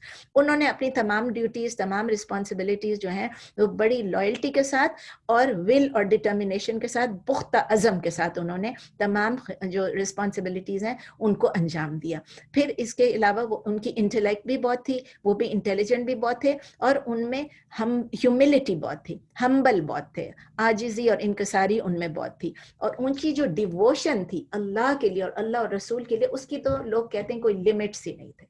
उसामा इब्न ज़ैद जो है उनकी कोई लिमिट्स ही नहीं थे, कोई हुदूद ही नहीं थे, वो बस अनलिमिटेडली वो डिवोटेड थे टू अल्लाह एंड अल्लाह के रसूल।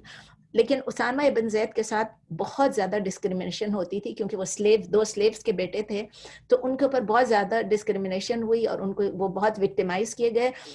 लेकिन फिर भी वो अपने डटे रहे अपने दीन पर और अपनी डेडिकेशन के साथ करते रहे। और उनकी जो क्वालिटीज़ थी, उनकी अंदर की जो डीप क्वालिटीज़ थी, उसामा इब्न ज़ैद उसकी वजह से इतने हो गए कि नबी सल्लल्लाहु अलैहि वसल्लम की इन्फिनिट लव जो है और एक्नॉलेजमेंट जो है वो ख़ास कर उसामा इब्न ज़ैद के लिए इतनी ज़्यादा थी कि आप हैरान हो जाएंगे कि उसामा इब्न ज़ैद जो थे वो अभी 20 साल के भी नहीं हुए थे जबकि नबी सल्लल्लाहु अलैहि वसल्लम ने उनको एक आर्मी को हेड करने के लिए, भी आप सब पढ़ चुके हैं कि उनको एक आर्मी का कमांडर बना के भेजा हेड करके। और उस आर्मी में अबू बकर रदी अल्लाह ताला अन्हो भी सोल्जर थे, उमर रदी अल्लाह ताला अन्हो भी सोल्जर थे, लेकिन हेड कौन था? 20 साल से कम उम्र वाले उसामा इब्न ज़ैद। कुछ मुसलमानों को इस बात पे बहुत एतराज़ था।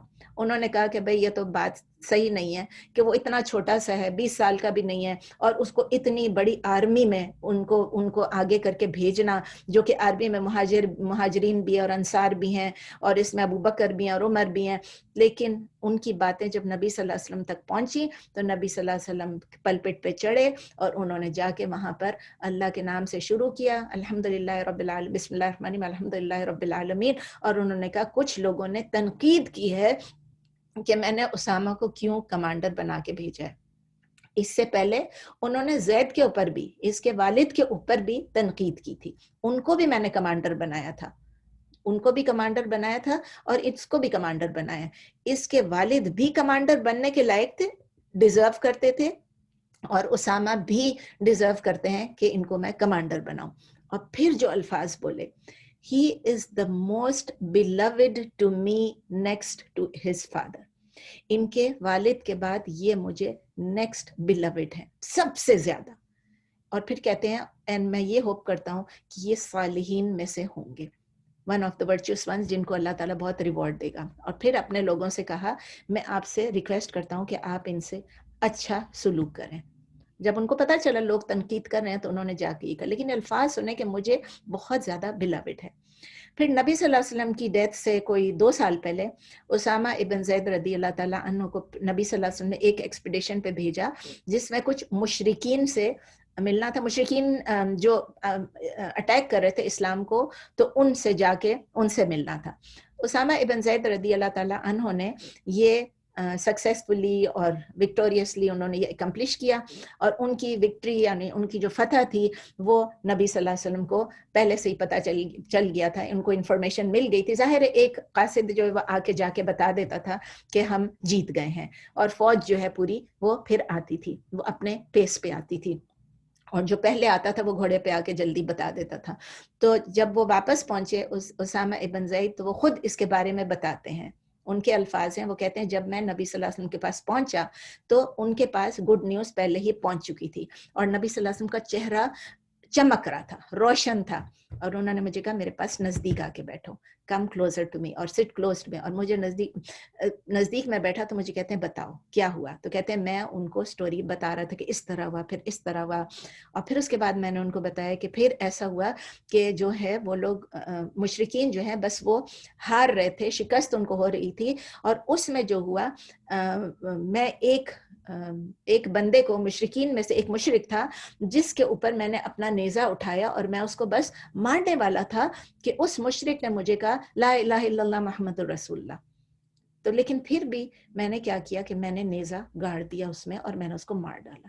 وہ کہتے ہیں نبی صلی اللہ علیہ وسلم اتنے شوق سے, اتنے خوشی سے سن رہے تھے, ان کا ایٹیچیوڈ ایک دم سے چینج ہو گیا, ان کے چہرے کا رنگ بدل گیا, اور کہنے لگے یہ تم نے کیا کیا, یہ تم نے کیا کر دیا Osama, how dare you do that, جبکہ اس نے یہ کہا کہ میں لا الہ الا اللہ محمد الرسول اللہ, اور پھر بھی تم نے یہ کر دیا, یہ تم نے کیسے کر دیا. وہ کہتے ہیں کہ اتنی دفعہ انہوں نے یہ کہا نا, جیسے ہم کہتے ہیں نا, ہم کہتے رہے اتنی دفعہ ہی کنٹینیوڈ ٹو سے دیٹ, کہ وہ کہتے ہیں مجھے ایسا ہوتا تھا کہ میرے سارے جو ڈیڈز ہیں وہ میں سارے ختم کر دوں, اور میں نئے اسلام میں دوبارہ سے فریش آ جاؤں, اور میرے پرانے سب ڈیڈز جو ہیں وہ ختم ہو جائیں, جو کچھ میں نے غلط کام کیے وہ بھی ختم ہو جائیں.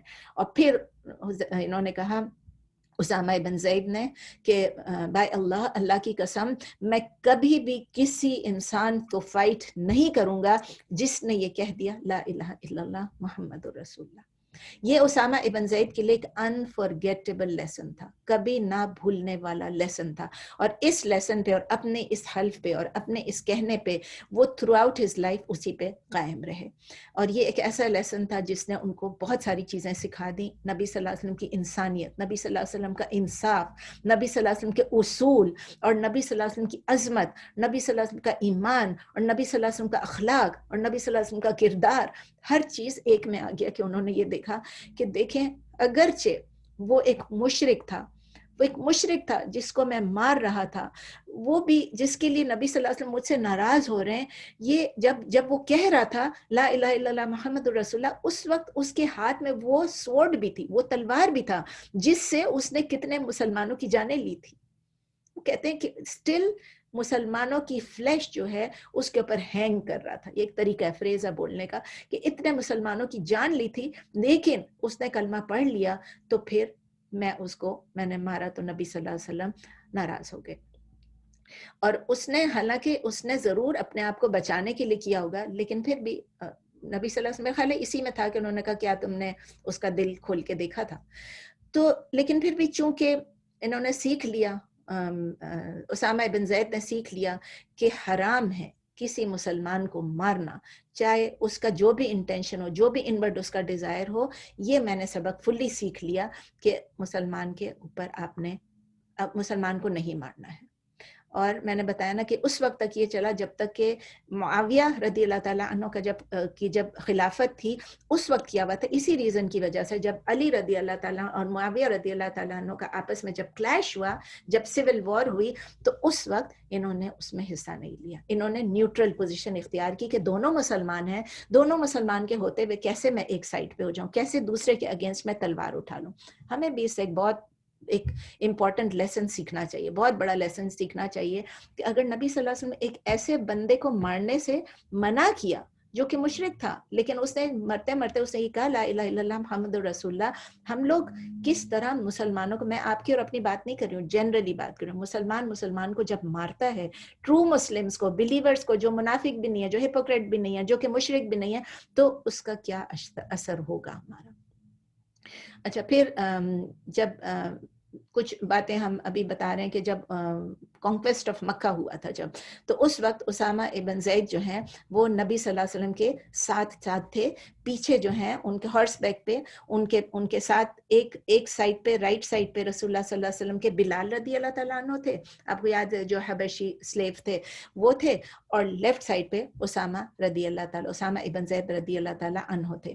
اور پھر جب فیئرویل پلگرمیج ہوا، یعنی یعنی اتنے قریب تھے یہ دو، بلال بھی اور اسامہ بھی نبی صلی اللہ علیہ وسلم کے رائٹ اور لیفٹ پہ تھے.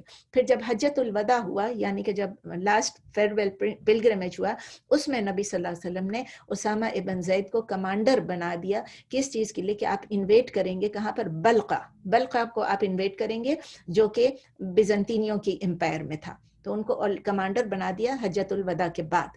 اور آپ کو پتہ ہے حجۃ الوداع کے بعد کیا ہوا؟ پھر اسامہ ابن زید جو ہیں وہ نبی صلی اللہ علیہ وسلم سے ملنے کے لیے گئے کہ میں جا رہا ہوں بیٹل فیلڈ پہ، خدا حافظ کیا ان سے، اور پھر اس کے بعد وہ دوسرے دن ایکسپیڈیشن پہ روانہ ہو گئے. جب وہ ایکسپیڈیشن پہ روانہ ہو گئے، ان کو تھوڑے عرصے میں پتہ چلا کہ نبی صلی اللہ علیہ وسلم وفات پا گئے. جب ان کو یہ پتہ چلا تو وہ واپس آنا چاہ رہے تھے، لیکن ابو بکر رضی اللہ تعالیٰ عنہ نے انسسٹ کیا کہ نہیں، ایک چیز پہ، ایک ایکسپیڈیشن پہ آپ کو نبی صلی اللہ علیہ وسلم نے بھیج دیا، آپ وہ پورا کریں، ان کی بات پوری کریں. تو اسامہ ابن زید کو کہا واپس مت آئیں، کنٹینیو کریں. جب وہ ڈیسٹینیشن پہ پہنچے جہاں دشمن تھے، وہاں پر انہوں نے جتنے دشمنوں کے لوگوں کو مار سکے مار دیا، جن کو قیدی کر سکے ان کو قید کر کے لے کر آئے.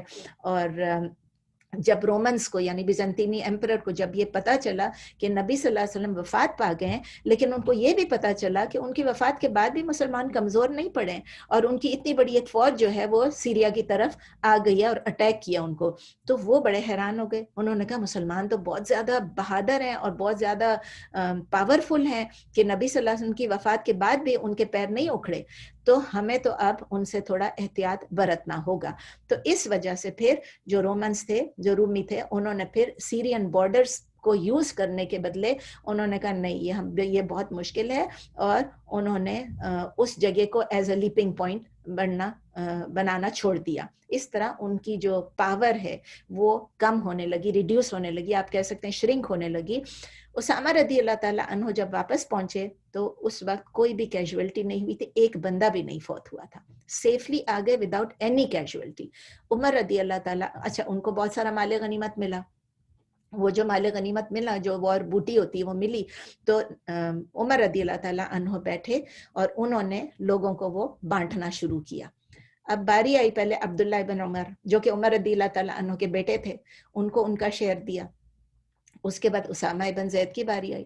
جب اسامہ ابن زید کی باری آئی تو عمر رضی اللہ تعالیٰ عنہ نے اپنے بیٹے عبداللہ بن عمر سے زیادہ ڈبل جو ہے وہ انہوں نے اس کو دیا، اسامہ ابن زید کو دیا. جب عمر رضی اللہ تعالیٰ عنہ جب کسی کو دیتے تھے نا تو سوچ کے دیتے تھے کہ یہ کتنا ڈیزرو کرتا ہے، سب کو برابر نہیں دیتے تھے. وہ میرٹ دیکھتے تھے اور دیکھتے تھے اس نے کتنی کوشش کی، کیا اس کی پوزیشن کیا تھی، اس نے اپنے آپ کو کتنے خطرے میں ڈالا، وغیرہ وغیرہ. وہ ہر چیز دیکھتے تھے، بہت زیادہ انصاف پسند تھے. تو عمر رضی اللہ تعالیٰ عنہ نے جب اسامہ ابن زید کو عبداللہ ابن عمر سے ڈبل دیا، عبداللہ ابن عمر نے اپنے والد سے پوچھا کہ آپ نے اسامہ کو مجھ پہ ترجیح دی، جبکہ میں نے نبی صلی اللہ علیہ وسلم کے ساتھ میں نے ایکسپیرینس کیا ہے، نبی صلی اللہ علیہ وسلم کے ساتھ میں بیٹلز پہ گیا ہوں اور اسامہ نہیں گئے.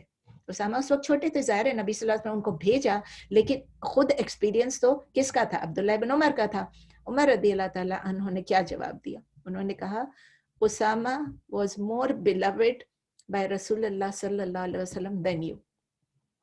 آپ سے زیادہ نبی صلی اللہ علیہ وسلم ان کو چاہتے تھے، اور ان کے جو والد تھے یعنی زید ابن حارثہ، ان کو بھی نبی صلی اللہ علیہ وسلم آپ کے والد سے زیادہ چاہتے تھے. یہ کہنا کتنا مشکل ہے کہ نبی صلی اللہ علیہ وسلم اس کو تم سے زیادہ چاہتے تھے اور اس کے والد کو مجھ سے زیادہ چاہتے تھے. اسامہ ابن زید جو ہیں وہ 54 ہجرہ میں ان کی ڈیتھ ہوئی، وفات پر۔ ایک اور صحابی کے بارے میں اب ہم پڑھیں گے، عبداللہ ابن زبیر رضی اللہ تعالیٰ عنہ۔ ان کے بارے میں بھی آپ لوگوں نے بہت سنا ہوگا۔ عبداللہ ابن زبیر رضی اللہ تعالیٰ عنہ جو ہیں وہ زبیر ابن العوام رضی اللہ تعالیٰ عنہ کے ایلڈسٹ بیٹے تھے، سب سے بڑے بیٹے تھے زبیر ابن العوام رضی اللہ تعالیٰ عنہ۔ زبیر اور طلحہ کے متعلق بھی ہم سب پڑھ چکے ہیں، ہمیں یاد ہے کہ یہ زبیر رضی اللہ تعالیٰ عنہ جو ہیں وہ ون آف دا 10 کمپینینز تھے، ون آف دا 10 صحابی تھے جن کو جنت کی خوشخبری دی گئی تھی، عشرہ مبشرہ میں سے تھے زبیر ابن العوام۔ اور وہ جو ہے وہ بنو اسد، قریش کے بنو اسد قبیلوں کو بلونگ کرتے تھے۔ تو عبداللہ ابن زبیر جو ہیں ان کی ماں کون تھی؟ اسماء ڈاٹر آف ابو بکر رضی اللہ تعالیٰ عنہ، یعنی اسماء بنتی ابو بکر۔ ان کے بارے میں بھی آپ پڑھ چکے ہیں۔ اسماء جو حضرت عائشہ رضی اللہ تعالیٰ عنہ کی بہن تھی، ابو بکر کی بیٹی تھی۔ تو جب آپ کو یاد ہے ہم نے پڑھا تھا کہ جو نبی صلی اللہ علیہ وسلم جب ہجرت کر رہے تھے تو اسماء رضی اللہ تعالیٰ عنہ نے ان کے لیے کھانا وانا تیار کیا تھا اور ان کے لیے فوڈ اور ان کے لیے سپلائی ان کو دیا تھا، اور بیلٹ کو نکال کے بیلٹ کے 2 حصے کیے، اور یاد ہے ان کو، انہوں نے یہ سب کیا تھا۔ جب اسماء بنتی ابو بکر جو ہیں جب انہوں نے ہجرت کی، اپنے والد، انہوں نے بعد میں کیا نا، پہلے نبی صلی اللہ علیہ وسلم اور ان کے والد نے کی، مطلب ابو بکر رضی اللہ تعالیٰ عنہ نے کی تھی، لیکن بعد میں جب اسماء بنتی ابو بکر نے ہجرت کی اس وقت عبداللہ ابن زبیر جو ہیں وہ اسماء رضی اللہ تعالیٰ عنہ کے ووم میں تھی۔ ہجرہ کے دوران وہ اس وقت وہ پریگننٹ تھی، اور کس سے پریگننٹ تھی؟ عبداللہ ابن زبیر سے۔ جب مسلمان جب مدینہ مائگریٹ کر کے گئے، جب انہوں نے ہجرت کی تو وہاں یہودیوں نے ایک ریومر سپریڈ کر دیا تھا۔ انہوں نے یہ کہا کہ انہوں نے مسلمانوں پہ ایک جادو کر دیا ہے جس کی وجہ سے مسلمانوں کا کوئی بچہ بھی مدینے میں پیدا نہیں ہوگا۔ They would never have children born in مدینہ۔ اب کچھ دن گزر گئے، کوئی بھی بچے نہیں پیدا ہوتے، مسلمان آ گئے تھے، اور اس کے بعد پھر کیا ہوا؟ عبداللہ ابن زبیر کی پیدائش ہوئی قبا میں، مدینہ کے پاس جو قبا ہے نا وہاں پر۔ تو وہ فرسٹ چائلڈ تھے، پہلے بچے تھے جو مہاجرون میں سے، مکے سے آئے ہوئے ہجرت کیے ہوئے لوگوں کے مدینے میں جو پیدا ہوئے۔ اتنے مسلمان خوش تھے ان کی پیدائش پہ، کیونکہ ان کو اب یہ پتا چل گیا کہ جو یہودی کہہ رہے تھے وہ جھوٹ تھا۔ جو انہوں نے کہا تھا کہ ہم نے جادو کر لیا، اب ہمارے بچے نہیں، وہ ذرا گھبرا گئے ہوں گے نا کہ اب ہمارے بچے نہیں ہوں گے، تو یہ سب جھوٹ ہو گیا۔ تو ابو بکر رضی اللہ تعالیٰ عنہ جو کہ عبداللہ ابن زبیر کے نانا تھے، انہوں نے کیا کیا؟ انہوں نے ان کو اٹھایا، ایک کمبل میں لپیٹا اور لے جا کے اور نبی صلی اللہ علیہ وسلم کے پاس لے کر گئے۔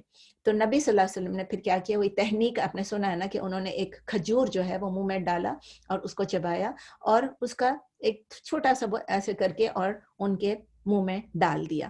تو یہ سب سے پہلی چیز جو انٹر ہوئی ان کے اندر، جو ان کے سسٹم میں انٹر ہوئے، نبی صلی اللہ علیہ وسلم کا کی مبارک کیا تھا، لعاب دہن کیا بولتے ہیں وہ تھا، ان کا سلائیوا تھا۔ تو نبی صلی اللہ علیہ وسلم نے ان کا نام عبداللہ رکھا۔ عبدال کا مطلب آپ کو پتہ ہے، اللہ کا غلام، دا سرونٹ آف اللہ اور دا سلیو آف اللہ۔ اور پھر ابو بکر رضی اللہ تعالیٰ عنہ اپنے نواسے کو لے کے مدینے میں پھر آیا، اور ایک کپڑے میں ریپ کر کے اور سب کو بتاتے گئے یہ میرا نواسا پیدا ہوا ہے۔ عبداللہ ابن زبیر جو ہے وہ نبی صلی اللہ علیہ وسلم کے بہت کلوز ہو گئے۔ ابھی تو وہ پیدا ہوئے لیکن اب ہم آگے کی بات کریں گے، بہت کلوز ہوتے گئے، کیونکہ عائشہ رضی اللہ تعالیٰ عنہ جو ہیں، جو کہ اسماء رضی اللہ تعالیٰ عنہ کی بہن تھی، وہ ان کو بہت پیار کرتی تھی۔ تو وہ خالہ تھی، مطلب عبداللہ ابن زبیر کی خالہ تھی، اور وہ ان کو بہت زیادہ پیار کرتی تھی، ان کو بہت زیادہ ان کو پسند تھے، اور ان کو کہا جاتا ہے کہ ان کو مدر آف عبداللہ بھی کہا جاتے تھے، عبداللہ بھی کہتے تھے۔ عبداللہ ابن زبیر جو ہیں جب وہ 5 سال کے تھے تو غزوہ خندق ہوئی۔ جب 5 سال کے تھے تو اب دیکھیں نا، یہ ہجرے کے دوران آپ خود ہی حساب لگائیں گے، جب ہجرت ہوئی تب سے کیلنڈر سٹارٹ ہوا، نمبر 1 ہجری، اور غزوہ خندق ہوئی 5 ہجری میں۔ تو 5 ہجری میں وہ ابھی 5 سال کے بیرلی تھے یا ہونے والے تھے، اس وقت غزوہ خندق ہوئی۔ اب ظاہر ہے کہ وہ خود پارٹیسپیٹ تو نہیں کر سکتے تھے 5 سال کے، لیکن وہ موجود تھے وہاں پر، ٹینٹس میں موجود تھے، جہاں بھی موجود تھے اپنے والد صاحب کے ساتھ۔ پھر غزوہ بیٹل آف یرموک وہ ہوئی، اس وقت وہ 13 سال کے ہو گئے تھے۔ جب وہ 13 سال کے ہوئے تو پھر بھی وہ اپنے والد زبیر इब्न जुबैर रदी अल्लाह ताला अन्हो के साथ थे, और वो भी क्या 2 स्लेव्स को उन्होंने रखा था कि आप इनको कैंप में रखें, क्योंकि अभी भी ये छोटे हैं, 13 साल के हैं लेकिन अभी भी छोटे हैं। लेकिन जब कॉन्क्वेस्ट ऑफ अफ्रीका हुआ, कॉन्क्वेस्ट ऑफ स्पेन हुआ, कॉन्स्टेंटिनोपल हुआ, तब वो माशाल्लाह बड़े हो गए थे, लेकिन अभी भी 26 साल के कुछ थे, नॉट येट 27, लेकिन वो बहुत बड़े हीरो बन गए, बहुत बड़े हीरो बन गए अब्दुल्ला इब्न जुबैर। और खासकर बैटल ऑफ इफ्रिकिया में हम लोगों ने ये पढ़ा था, आपको याद है जो मैंने आपको बताया था, नॉर्थ में ट्यूनीसिया, और बहुत बड़ी आर्मी थी, मुसलमान आर्मी जो थी वो 20,000 की थी, 20,000। द बैटल ऑफ इफ्रिकिया में, इफ्रिकिया मैंने आपको बताया था पूरा अफ्रीका नहीं है, वो नॉर्दर्न थोड़ा सा पार्ट है उसका है, समझ ले कि ट्यूनीसिया में जब लड़ाई हुई थी, तो उस वक्त जो मुसलमान सोल्जर्स थे वो 20,000 थे, और जो उनके आर्मी ऑफ द जिनके साथ उन्होंने कन्फ्रंट किया था वो 120,000 थे। कितनी दफा हो गए? 6 गुना ज्यादा, 6 गुना ज्यादा वो फौज थी। लेकिन वो जब वो बैटल चल रही थी, मुसलमानों के लिए बहुत बड़ा एक खतरा आ गया, लाहक हो गया बीच में, रियल डेंजर आ गया। अब्दुल्ला इब्न जुबैर रदी अल्लाह ताला अन्हो ने क्या किया, उन्होंने आर्मी को देखा, अपनी आर्मी को देखा, उनकी आर्मी को देखा, और अंदाजा लगाया कि हमारी स्ट्रेंथ तो बहुत कम है और उनकी स्ट्रेंथ बहुत ज्यादा है, कहीं हम हार ही ना जाएं। उन्होंने क्या किया, कंपेनियंस को, अपने अपने फौज को बोला कि आप मुझे पीछे से प्रोटेक्ट करें और मेरे साथ अटैक करें, मैं आगे जा रहा हूं, आप मुझे पीछे से प्रोटेक्ट करें। वो कहते हैं कि उनके लिए जो डिस्क्राइब किया कि वो एक तीर की तरह, एक जैसे उड़ता हुआ तीर है उसकी तरह वो जाके दुश्मनों में घुस गए, दुश्मनों में घुस गए, और वहां पर उनके साथ खूब फियर्सली उनके साथ जंग करने लगे। और जब वो लीडर ऑफ द एनिमी के पास पहुंचे, उनको कत्ल कर दिया। तो इतना बड़ा ये मार्का था, बहुत फियर्स बैटल हुई, 20,000 अगेंस्ट 120,000, और ये गए और जाके अब्दुल्ला इब्न जुबैर ने आर्मी के जो लीडर था उनका, आर्मी का, एनिमी का, उसको मार डाला। जैसे ही वो मर गया, आपको पता है जब आर्मी का लीडर जो है, कमांडर, वो मर जाता है तो लोगों के पैर उखड़ जाते हैं। मुसलमानों को समझ आ गई कि अब ऑलमोस्ट हमारी फतह आ गई है, और इससे जब उनको ये देखा उन्होंने कि वो आर्मी का चीफ मर गया है, उनको जो फील हुआ कि अब हम होप आ गई कि अब हम इंशाल्लाह फतेहयाब होंगे, तो फौरन उन्होंने अपने आप के जो एफर्ट्स थे, जो स्ट्रेंथ थी, उसको आगे खूब इंक्रीज कर दिया, और इस तरह अल्हम्दुलिल्लाह वो जीत गए। अब्दुल्ला इब्न जुबैर की तकवा के बारे में, कोई किसी के तकवा के बारे में बोल तो नहीं सकता है, लेकिन फिर भी उनके पाइटी के बारे में लोग कहते हैं कि अब्दुल्ला रदी अल्लाह ताला अन्हो जो है, उनकी फैमिली, उनका यूथ, उनकी जवानी, उनका पोजीशन, उनकी जो एमिनेंस थी, उनकी जो दौलत थी, उनका जो माल था, उनकी जो स्ट्रेंथ थी, सब कुछ था उनके पास, सब कुछ था उनके पास, किसी चीज की कमी नहीं थी, बहुत नॉन थे, लेकिन कोई भी चीज ने उनको अल्लाह की इबादत और अल्लाह के खौफ से दूर नहीं किया। अब्दुल्ला बिन जुबैर रदी अल्लाह ताला अन्हो जो है, वो बहुत जबरदस्त आबिद थे। आप कहें कि वो पूरा दिन रोजा रखते थे और पूरी रात इबादत करते थे, पूरा दिन रोजा रखते थे और पूरी रात इबादत करते थे। अब ये भी नबी सल्लल्लाहु अलैहि वसल्लम ने नहीं कहा कि आप पूरी रात, ये मत समझे कि हमारे लिए भी यही हुक्म है कि पूरी रात इबादत करें, लेकिन वो डिफरेंट किस्म के लोग थे। हम वैसे नहीं भी हो सकते, हम कोशिश तो कर सकते हैं ना, पूरी रात नहीं, आधी रात, 1/3, 1 घंटा, आधा घंटा, कुछ तो हम जाग सकते हैं ना। तो उमर इब्न अब्दुल अजीज, आपको याद है इनके बारे में मैंने पढ़ा था, इनको उमर अस्सानी कहते हैं। उन्होंने एक दफा इब्न मुलाइका कोई है, उनको बोला कि जरा डिस्क्राइब करें कि अब्दुल्ला बिन जुबैर रदी अल्लाह ताला अन्हो कैसे शख्स थे। तो उन्होंने कहा, बाय अल्लाह, मैं अल्लाह की कसम खा के कहता हूँ कि मैंने इनके जैसा किसी और को नहीं देखा। अब आप ये भी गौर से सुने, ये वो खुद बता रहे हैं एक, कि मैंने इनकी तरह किसी को भी नहीं देखा। जब ये अपनी नमाज इन्होंने शुरू की, इन्होंने हर चीज को पीछे डाल दिया। इनकी नमाज से नजर आ रहा था कि इन्होंने हर चीज को पीछे डाल दिया। जब ये रुकू में गए तो रुकू, लंबी रुकू की, और जब वो सजदे में गए तो इतना लंबा सजदा किया कि अभी तो शायद रुकू में इतना लंबा किया, इतना, और सजदे में भी कि चिड़ियां आके उनके ऊपर बैठने लग गई, उनके बैक के ऊपर। वो समझ रहे थे कि ये कोई दीवार है या कोई पत्थर है। देखें, परिंदों को भी ये नहीं, वो इतने स्टिल हो गए, इतने झुके हुए थे कि परिंदों को भी समझ नहीं आई कि ये کیا ہے. اور پھر وہ بتا رہے ہیں، خود ہی بتا رہے ہیں، اور ایک دفعہ وہ دیکھ رہے تھے، وہ کہتے ہیں کہ ایک بلٹ تھا یا جو بھی تھا، وہ بالکل نہ کوئی چیز کسی نے شوٹ کیا اور وہ بالکل ان کی داڑھی اور ان کے سینے کے بیچ میں سے گزر گئی، جبکہ وہ نماز پڑھ رہے تھے. وہ نماز پڑھ رہے تھے، عبداللہ بن زبیر جو وہ نماز پڑھ رہے تھے، اور بیچ میں سے یہ شارٹ بلٹ تھی یا جو بھی تھا وہ آ کے بیچ میں سے گزر گیا. ان کو پتہ بھی نہیں چلا، نہ تو انہوں نے اپنی ریسیٹیشن روکی اور نہ تو وہ رکوع میں جانے کے لیے انہوں نے جلدی کی، وہ اپنی نماز پڑھتے رہے. اس سے پتہ چلتا ہے کتنی خشوع سے، کتنے خضوع سے وہ نماز ادا کرتے تھے، کتنی فل فوکس، فل کنسنٹریشن ان کی ہوتی تھی. تو ان کے جو روزے ہیں، ان کی جو نمازیں ہیں، ان کے جو حج اور عمرے ہیں، اور ان کا جو سول ہے، اور ان کا کنٹینیوس فیئر آف اللہ، اللہ سے خوف جو ہے، اور ان کا اللہ کے ساتھ جو ریلیشن شپ ہے قریبی، وہ کہتے ہیں وہ ان کا ایک ڈیووٹڈ ورشپر، یعنی ایک پوری طرح سے مخلص عابد اس طرح کا ہے کہ وہ پوری اور پھر وہ فائٹر بھی بہت اچھے تھے. تو پوری زندگی ان کے اندر اس طرح ہے کہ وہ سب چیزیں آپس میں مل جل کے وہ ایک کردار جو ہے وہ تشکیل ہوئی. عبداللہ ابن عباس رضی اللہ تعالیٰ عنہ جو ہیں وہ کہتے ہیں عبداللہ ابن زبیر کے بارے میں کہ وہ he was a ریسائٹر of the قرآن، وہ قرآن ریسائٹ کرتے تھے، یعنی کہ وہ حافظ تھے، قرآن ریسائٹ کرتے تھے، حافظ تھے، اور وہ فالوور آف سنہ تھے، نبی صلی اللہ علیہ وسلم کی سنہ کی اتباع کیا کرتے تھے. ہی واز سبمسو ٹو اللہ، اللہ کے لیے آگے انہوں نے اپنے آپ کو پورا اپنے آپ کو سبمٹ کر دیا تھا. اور وہ جو روزہ رکھتے تھے تو وہ اللہ فیئرنگ متقی روزے دار تھے. اور وہ نبی صلی اللہ علیہ وسلم کے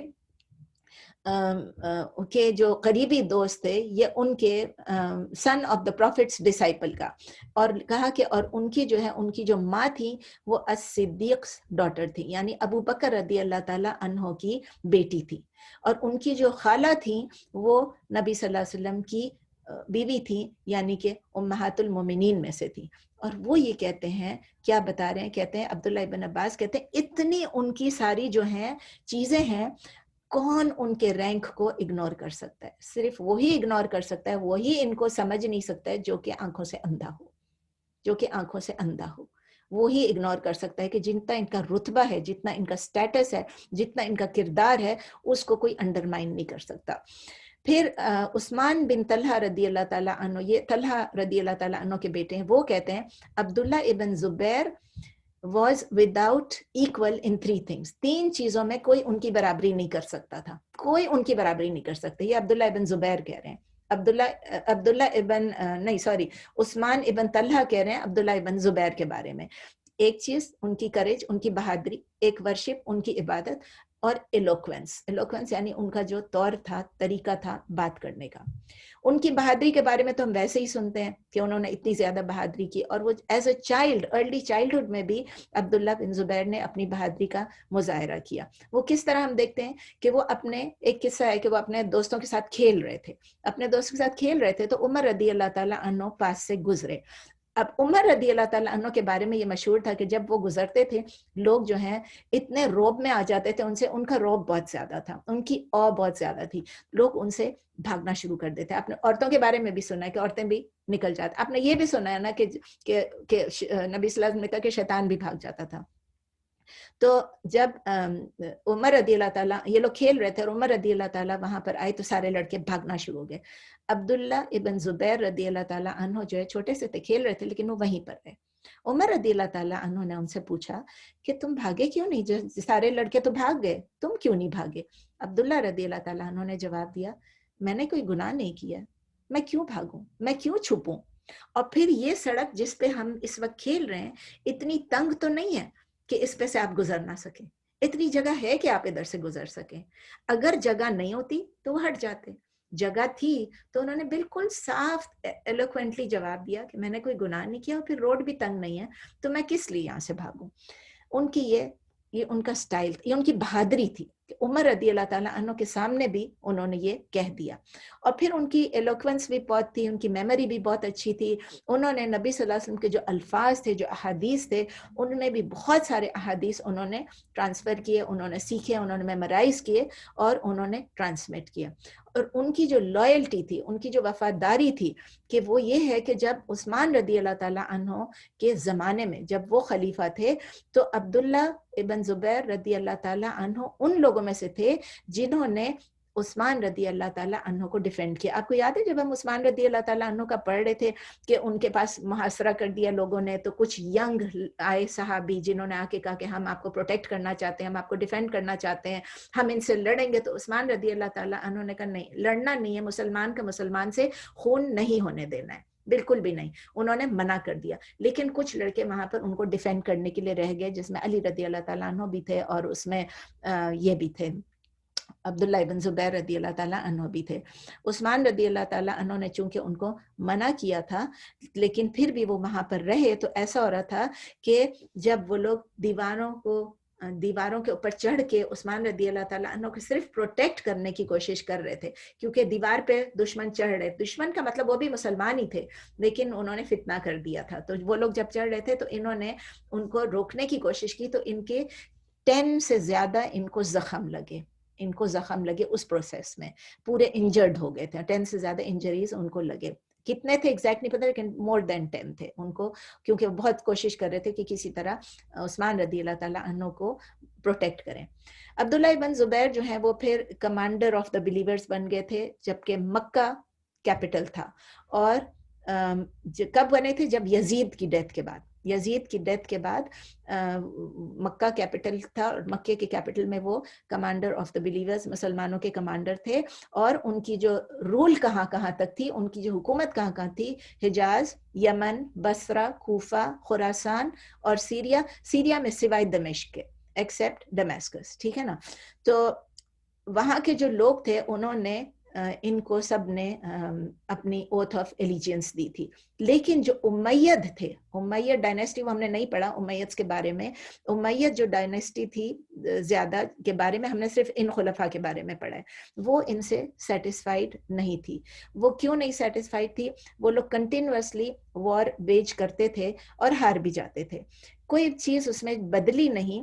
اور جب وقت آیا عبد المالک ابن مروان کا, تو انہوں نے کیا کیا, عبد المالک ابن مروان نے کیا کیا کہ اپنے ایک بہت ہی ہارش, سخت, کہتے ہیں نا کہ بے رحم, کرول ایسے بندے کو بھیجا کہ جو عبداللہ ابن زبیر رضی اللہ تعالیٰ عنہ کو اٹیک کرے.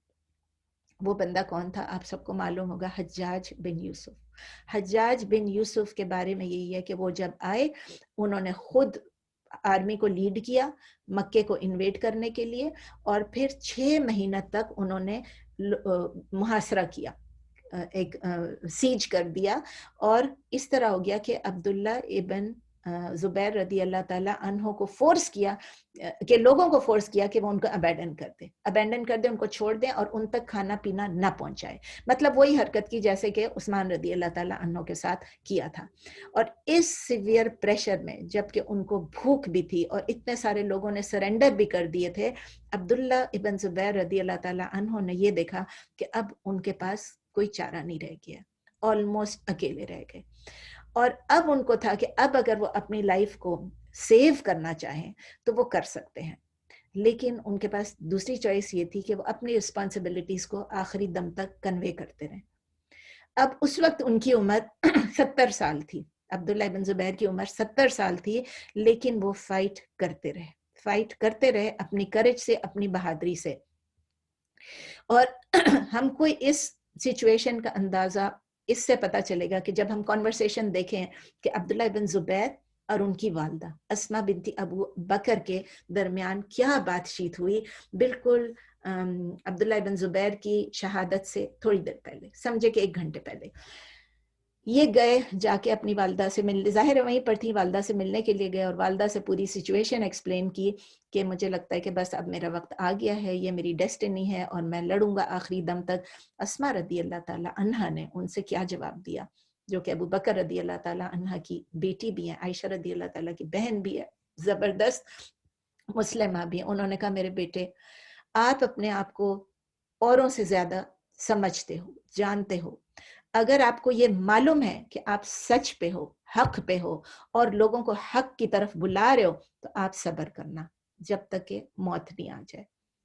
اور بنی امیہ کے لوگوں کو آپ جو ہے ان کو آپ کی گردن تک پہنچنے سے روکتے رہنا. مطلب یہ آپ کا کام ہے کہ آپ دین کا کام کرتے رہیں, سچ اور سچائی اور حق کے لیے لڑتے رہیں. لیکن اگر یہ دنیا آپ کے لیے مین کنسرن ہو گئی ہے تو پھر آپ ایک ریچڈ سن ہو, آپ ایک بدبخت سن ہو, آپ اپنے آپ کو ڈسٹروائے کر لو گے اور جو آپ کے ارد گرد ہیں وہ بھی مرے جائیں گے. مطلب آپ اپنے آپ ہار نہیں ماننا, آپ سبمٹ نہیں کرنا, آپ سیدھے راستے پہ رہنا, غلط لوگوں کے ساتھ شامل نہیں ہونا اور ان لوگوں کے لیے دنیا کی خاطر اپنے آپ کو بیچ مت دینا. ایک طرح سے یہ عبداللہ رضی اللہ تعالی عنہ نے کہا اللہ کی قسم امی میں نے کبھی بھی اس دنیا کے لیے کوئی چیز نہیں کی, میں نے کبھی بھی ڈھونڈا ہی نہیں اس دنیا میں کوئی چیز, اور نہ میں نے کبھی اس دنیا کے لیے اپنے آپ کو سبمٹ کیا ہے. میں نے کبھی بھی کسی کے ساتھ انجسٹس نہیں کی ہے, کسی کے ساتھ میں نے کوئی بھی, میں ہمیشہ فیئر رہا ہوں, میں کسی کے ساتھ انفیئر نہیں رہا ہوں, اور میں نے کسی کو دھوکہ بھی نہیں دیا. یہ میری زندگی ہے اور یہ سب آخرت کی تیاری ہے.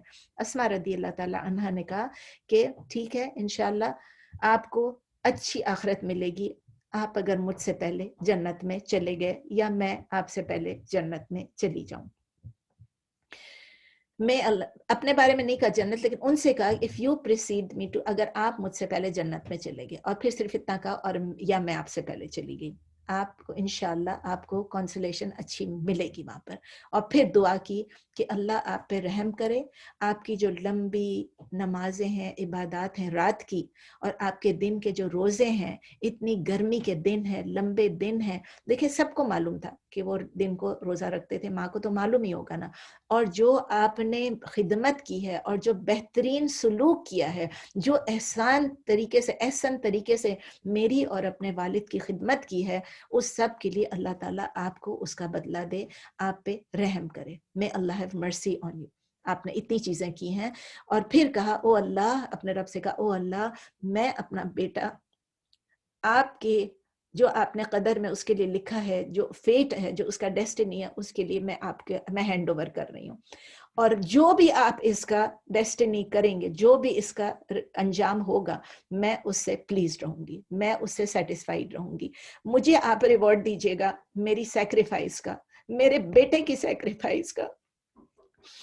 اور آپ and as you reward the thankful and اور جس طرح آپ جو شکر گزار لوگ ہوتے ہیں, جو پیشنٹ ہوتے ہیں, جو صابر مسلمان ہوتے ہیں, مومن ہوتے ہیں, اسی طرح آپ مجھے بھی اجر دیجیے گا میرے بیٹے کی سیکریفائس کا. تو کچھ سورسز میں یہ, میں نے ابھی یہ ہمارے نوٹس میں نہیں تھا, لیکن کچھ سورسز میں آپ کو پتہ ہے ہم نے یہ پڑھا ہے کہ عبداللہ ابن زبیر, یہ بہت کامنلی یہ بات کوٹ ہوتی رہتی ہے کہ وہ انہوں نے کہا کہ او میری امی میں بہت ڈر رہا ہوں کہ اگر وہ مجھے مار ڈالیں گے تو وہ مجھے ٹکڑے ٹکڑے کر دیں گے اور مجھے لٹکا دیں گے نا صلیب کے اوپر, مطلب مجھے ہینگ کر دیں گے نا, کیونکہ وہ حجاج بن یوسف تھے ایسے نا. تو اسماء رضی اللہ تعالی عنہا نے جواب دیا, یہ بھی اسی سورس میں ہے کہ او میرے بیٹے کہ اگر کوئی جب ایک بکری کو ذبح کر دیتے ہیں, اس کے بعد اگر اس کی اسکن بھی اتارتے ہیں, اس کو کاٹتے بھی ہیں, تو اس کو پین نہیں ہوتا ہے. تو کوئی بات نہیں, ایک دفعہ جب تم ختم ہو جاؤ گے تمہیں پین نہیں ہوگا.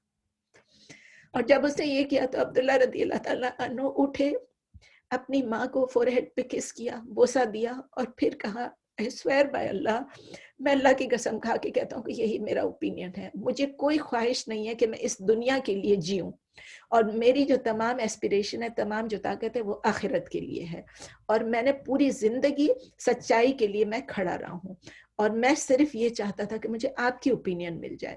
اور جب آپ کی اوپینین مل گئی, آپ نے جو کچھ کہہ دیا, اب اس نے میری اوپینین کو, جو میرا جو خیال تھا, اس کو اور اسٹرینتھن کر دیا, اس کو اور زیادہ انکریز کر دیا.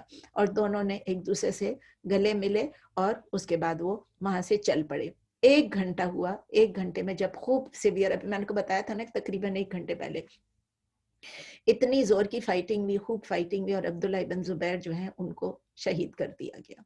جب ان کو شہید کر دیا گیا تو وہی حجاج بن یوسف جو ہیں, بتایا تھا میں نے آپ کو, کروئل بھی تھے, ظالم بھی تھے, کننگ بھی تھے, ڈیسیونگ بھی تھے, انہوں نے کہا نہیں, ابھی یہ بے شک مر چکے ہیں, شہید ہو چکے ہیں, لیکن ان کو ٹکڑے ٹکڑے کر دو. ٹکڑے ٹکڑے کا لفظ یہاں پر نہیں لکھا ہوا ہے, بس یہ تھا جو اوریجنل سورسز ہیں جو میں جس سے بتا رہی ہوں آپ کو, وہ میں نے کسی اور سورس سے کوٹ کیا تھا. اس میں یہ تھا کہ انسسٹ کیا کہ ان کو کروسیفائی کیا جائے, ان کو جو ہے وہ لٹکا دیا جائے, ان کے باڈی کو لٹکا دیا جائے صلیب پہ.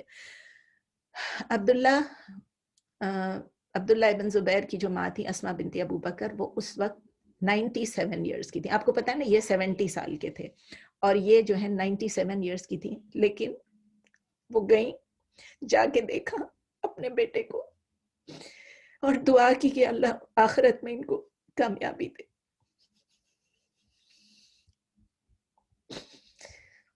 چلے آج کا ختم ہو گیا. کوئی سوال ہے تو پلیز کر لیں, کوئی کامنٹ ہے. آج ایک سیمینار ہے ڈاکٹر ثنا خان کا ہے, کووڈ پہ ہے, وہ شروع ہو چکا ہے کافی دیر پہلے زوم پہ. میں نے رجسٹر کیا تھا, میں نے ان کو بتا دیا تھا کہ میں لیٹ آؤں گی. اگر کوئی زیادہ سوال نہیں ہے, اگر ایک دو سوال ہیں آپ کر لیں, ریلیٹڈ ہو ان ریلیٹڈ ہو کر لیں آپ. میں نہیں چاہتی کہ کسی کا سوال کسی کے دل میں رہ جائے. عارفہ آپ کچھ کہہ رہی تھی کلاس شروع ہونے سے پہلے, آپ نے کہا میرا سوال ہے, میں نے کہا میں جلدی میں ہوں اسٹارٹ کرنے کے. جی وہ میں یہ اگر آپ کے پاس ٹائم ہے تو میں کر لیتی ہوں سوال. جلدی سے بتا دیں, ایک دو سوال میں سن لیتی ہوں. کہ کیا بہنوئی جو ہے وہ کسی سال کے لیے محرم ہوتے ہیں کہ نہیں, کیونکہ میں نے دیکھا ہے لوگوں کو کہ وہ کہتے ہیں کہ نہیں بہنوئی محرم ہے, تو جب تک بہن اس کے نکاح میں ہے یا وہ زندہ ہے تو وہ نکاح میں ہے تو وہ محرم ہوا, تو کیا وہ محرم ہے؟ نہیں, بہنوئی محرم نہیں ہے. جس محرم وہ شخص ہے جس سے آپ کی کبھی بھی نکاح نہیں ہو سکتا, کبھی بھی شادی نہیں ہو سکتی ہے. اچھا ہے نا. اگر آپ کی بہن وفات پا جائیں یا آپ کی بہن کی طلاق ہو جائے تو آپ بہنوئی سے شادی کر سکتے ہیں. اسی طرح خالو بھی ہیں, آپ خالہ کے ہسبینڈ سے شادی, ہسبینڈ جو خالو جو ہیں وہ خالہ بھانجی کو ایک ساتھ ایک نکاح میں نہیں لے سکتے ہیں. مطلب دو بہنوں کا ایک ساتھ نکاح ایک بندے سے نہیں ہو سکتا. اسی طرح خالہ بھانجی کا بھی ایک سے, لیکن اگر خالہ فوت ہو گئی یا طلاق ہوگی تو پھر ہو سکتا ہے. اور کچھ آپ اور کچھ, ہاں ایک اور اسی طرح لوگ جو ہیں وہ بہنوئی کا تو پوچھتے ہیں, لیکن دیور بہنوئی کے ساتھ بھی پردہ. میں نے دیکھا ہے لوگوں کو کہ بہنوئی سے وہ لوگ آرام سے گپ شپ لگا رہے ہیں, سب کچھ کر رہے ہیں, اور وہ کہتے ہیں نہیں نہیں یہ تو ہمارے محرم ہے. ایک تو نمبر 1 وہ محرم نہیں ہے. دوسرا یہ دیور کے ساتھ بھی لوگ اسی طرح کرتے ہیں, اور دیور کے متعلق تو نبی صلی اللہ علیہ وسلم نے خاص کر فرمایا کہ یہ تو موت ہے, کیونکہ سب سے قریب گھر میں اگر رہ رہے ہیں, 2 بھائی رہ رہے ہیں, دونوں بھائیوں کی بیویاں ہیں, ایک کی چلو ہے ایک کی نہیں ہے, لیکن سب سے زیادہ دیور کے سامنے آپ ایکسپوز ہو رہے ہوتے ہیں. وہ دیور آپ کا محرم نہیں ہے. دیور کے ساتھ بیٹھ کے ہر جگہ چلے جاتے ہیں مزے سے, گھومنا پھرنا, ہنسنا بولنا, تو احتیاط برتنا ہے, احتیاط برتنا ہے, وہ بھی آپ کا محرم نہیں ہے. ٹھیک ہے نا جی. السلام علیکم. ایک منٹ, عارفہ کو سوال. اچھا عارفہ نے کہا تھا 2 سوال ہیں. Let me finish this and then I have to attend seminar. بولیے عارفہ, سیکنڈ سوال کیا؟ جی اگلا سوال یہ تھا کہ کیا جو جیسے یہ ہوتا ہے کہ کوئی بچہ حفظ کرتا ہے تو لوگوں نے کہا ہے کہ جیسے 7 لوگ یا 8 کتنے لوگ ہیں, لوگ تعداد کبھی بڑھ جاتی کبھی کم, وہ ان کی بخشش کا ذریعہ بنے گا, تو کیا یہ صحیح ہے؟ نہیں, اب دیکھیں نا, جس نے کوشش کی ہے, اب جس نے کوشش کی ہے, ماں باپ نے اگر کوشش کی ہے کہ میرے بچے حفظ کر لیں, تو ماں باپ نے جتنی کوشش کی ہے اس کا تو ملے گا نا اس حافظ کے ماں باپ کو. لیکن وہ کہتے ہیں سر پہ تاج ہوگا تو یہ ہوگا. نہیں, ان چیزوں کو آپ چھوڑ دیں. بس آپ یہ سوچیں کہ جتنی بھی ایکسٹرا باتیں ہیں اس سے کوئی فائدہ نہیں ان چیزوں میں گھسنے کا, تاج ہو یا نہیں ہو. اللہ تعالیٰ سے یہ دعا کریں بیٹے بیٹیاں حافظ ہو جائیں اور اللہ تعالیٰ قبول کر لے اور ان سے نیک کام کرا لے. حافظ ہو کے بھی کوئی برا کام کرے گا تو کیا فائدہ ہوگا. اور ماں باپ خود گناہوں میں الجھے میں ہوں گے, بھائی بہن گناہوں میں الجھے میں ہوں گے, لیکن میرا بھائی حافظ ہے تو میں بھی نہیں. یہ خود ہی اپنی عقل سے ہی سوچ لیں. جی مصباح آپ بولیں ایک سوال. جی میں نے کہا آپ یہ انشاءاللہ آپ جلدی میں یہ اگر دعا بھیج دیں. آپ نے یہ جو ان کی 2 دعائیں چاہیے تھی مجھے. عبداللہ بن زبیر کی جو والدہ نے جب کہا, ایک تو وہ دعا, اور دوسرا یہ جو آپ نے کہا کہ حضور صلی اللہ علیہ وسلم نے حذیفہ رضی اللہ عنہ انہوں ان کے لیے جو دعا کی تھی کہ آپ کو آگے سے پیچھے سے اوپر سے نیچے سے, وہ والی دعا. اور اگر مجھے آخری پوائنٹ سمجھ نہیں آیا تھا, میں تھوڑا سا اصل میں کوئی دروازے پہ آیا. بھیج دیں پلیز, الگ ٹیکسٹ میں بھیج دیں مجھے. اچھا ٹھیک ہے انشاءاللہ. بولیے جزاک اللہ خیر. آخری پوائنٹ کیا تھا مصباح؟ وہ بس یہ 3-4 چیزیں تھی, مجھے آخری پوائنٹ سمجھ میں ہی نہیں آیا تھا آپ کا, وہ میں جو ہے نا لاسٹ کر گئی تھی, لیکن وہ امپورٹنٹ ہے میرے لیے. یہ تھا کہ اگر ہماری ان کی والدہ جو تھی اسما بنتی ابو بکر, انہوں نے خود جس طرح پرورش کی تھی بیٹے کی, تو ان کو یہ سکھایا تھا کہ آخرت کے بارے میں سوچنا, دنیا کے لیے اگر آپ ہاں یہ تو سمجھ میں آیا, یہ والا تو الحمدللہ, وہ تو اس لیے میں دعا مانگ رہی تھی. لیکن جو اس سے پہلے آپ نے جو یہ جو ختم کیا نا ان کا حذیفہ رضی اللہ عنہ کا, وہ آخری پوائنٹ مجھ سے مس ہو گیا کہ کچھ آپ بتا رہی تھی, میرے دروازے پہ بس کوئی آیا تھا, تو یا تو میں ریکارڈنگ سن لوں گی اور پھر آپ سے پوچھ لوں گی. دوبارہ سے سن لیں, مجھے یاد نہیں کیا پوائنٹ تھا, میں روز اتنا پڑھتی ہوں کہ میں بھول بھی جاتی ہوں. میرے تو سامنے شکر ہے کہ نوٹس ہوتے ہیں, تو مجھے کچھ زبانی چیزیں یاد آ رہی ہوتی ہیں اور کچھ نوٹ سے دیکھ رہی ہوتی ہوں. تو اس وقت میں نے کیا, اچھا, اور یہ آپ جس میں جا رہی ہیں کووڈ کے, اس میں is it open for every one یا وہ خالی رجسٹرڈ لوگ ہیں؟ لنک ابھی بھیج دیتی ہوں اگر ابھی رجسٹریشن ہے. میں نے تو رجسٹریشن کی تھی نا 2 دن پہلے. ڈاکٹر ثنا خان کا ہے, کووڈ کا ہے, آپ دیکھ لیں. اگر ابھی بھی کوئی آپ کو انٹری دے رہا ہے تو دے دیں. ٹھیک ہے, میں آپ کو لنک بھیج دیتی ہوں. اوکے چلیں, اوکے, جزاک اللہ خیر. جزاک اللہ خیر. دعاؤں میں یاد رکھیں انشاءاللہ. اوکے, السلام علیکم ورحمۃ اللہ وبرکاتہ. سبحانک اللہم و بحمدک, نشہد ان لا الہ الا انت, نستغفرک و نتوب الیک. سبحان ربک رب العزۃ عما یصفون وسلام علی المرسلین والحمد للہ رب العالمین. وعلیکم السلام ورحمۃ اللہ وبرکاتہ.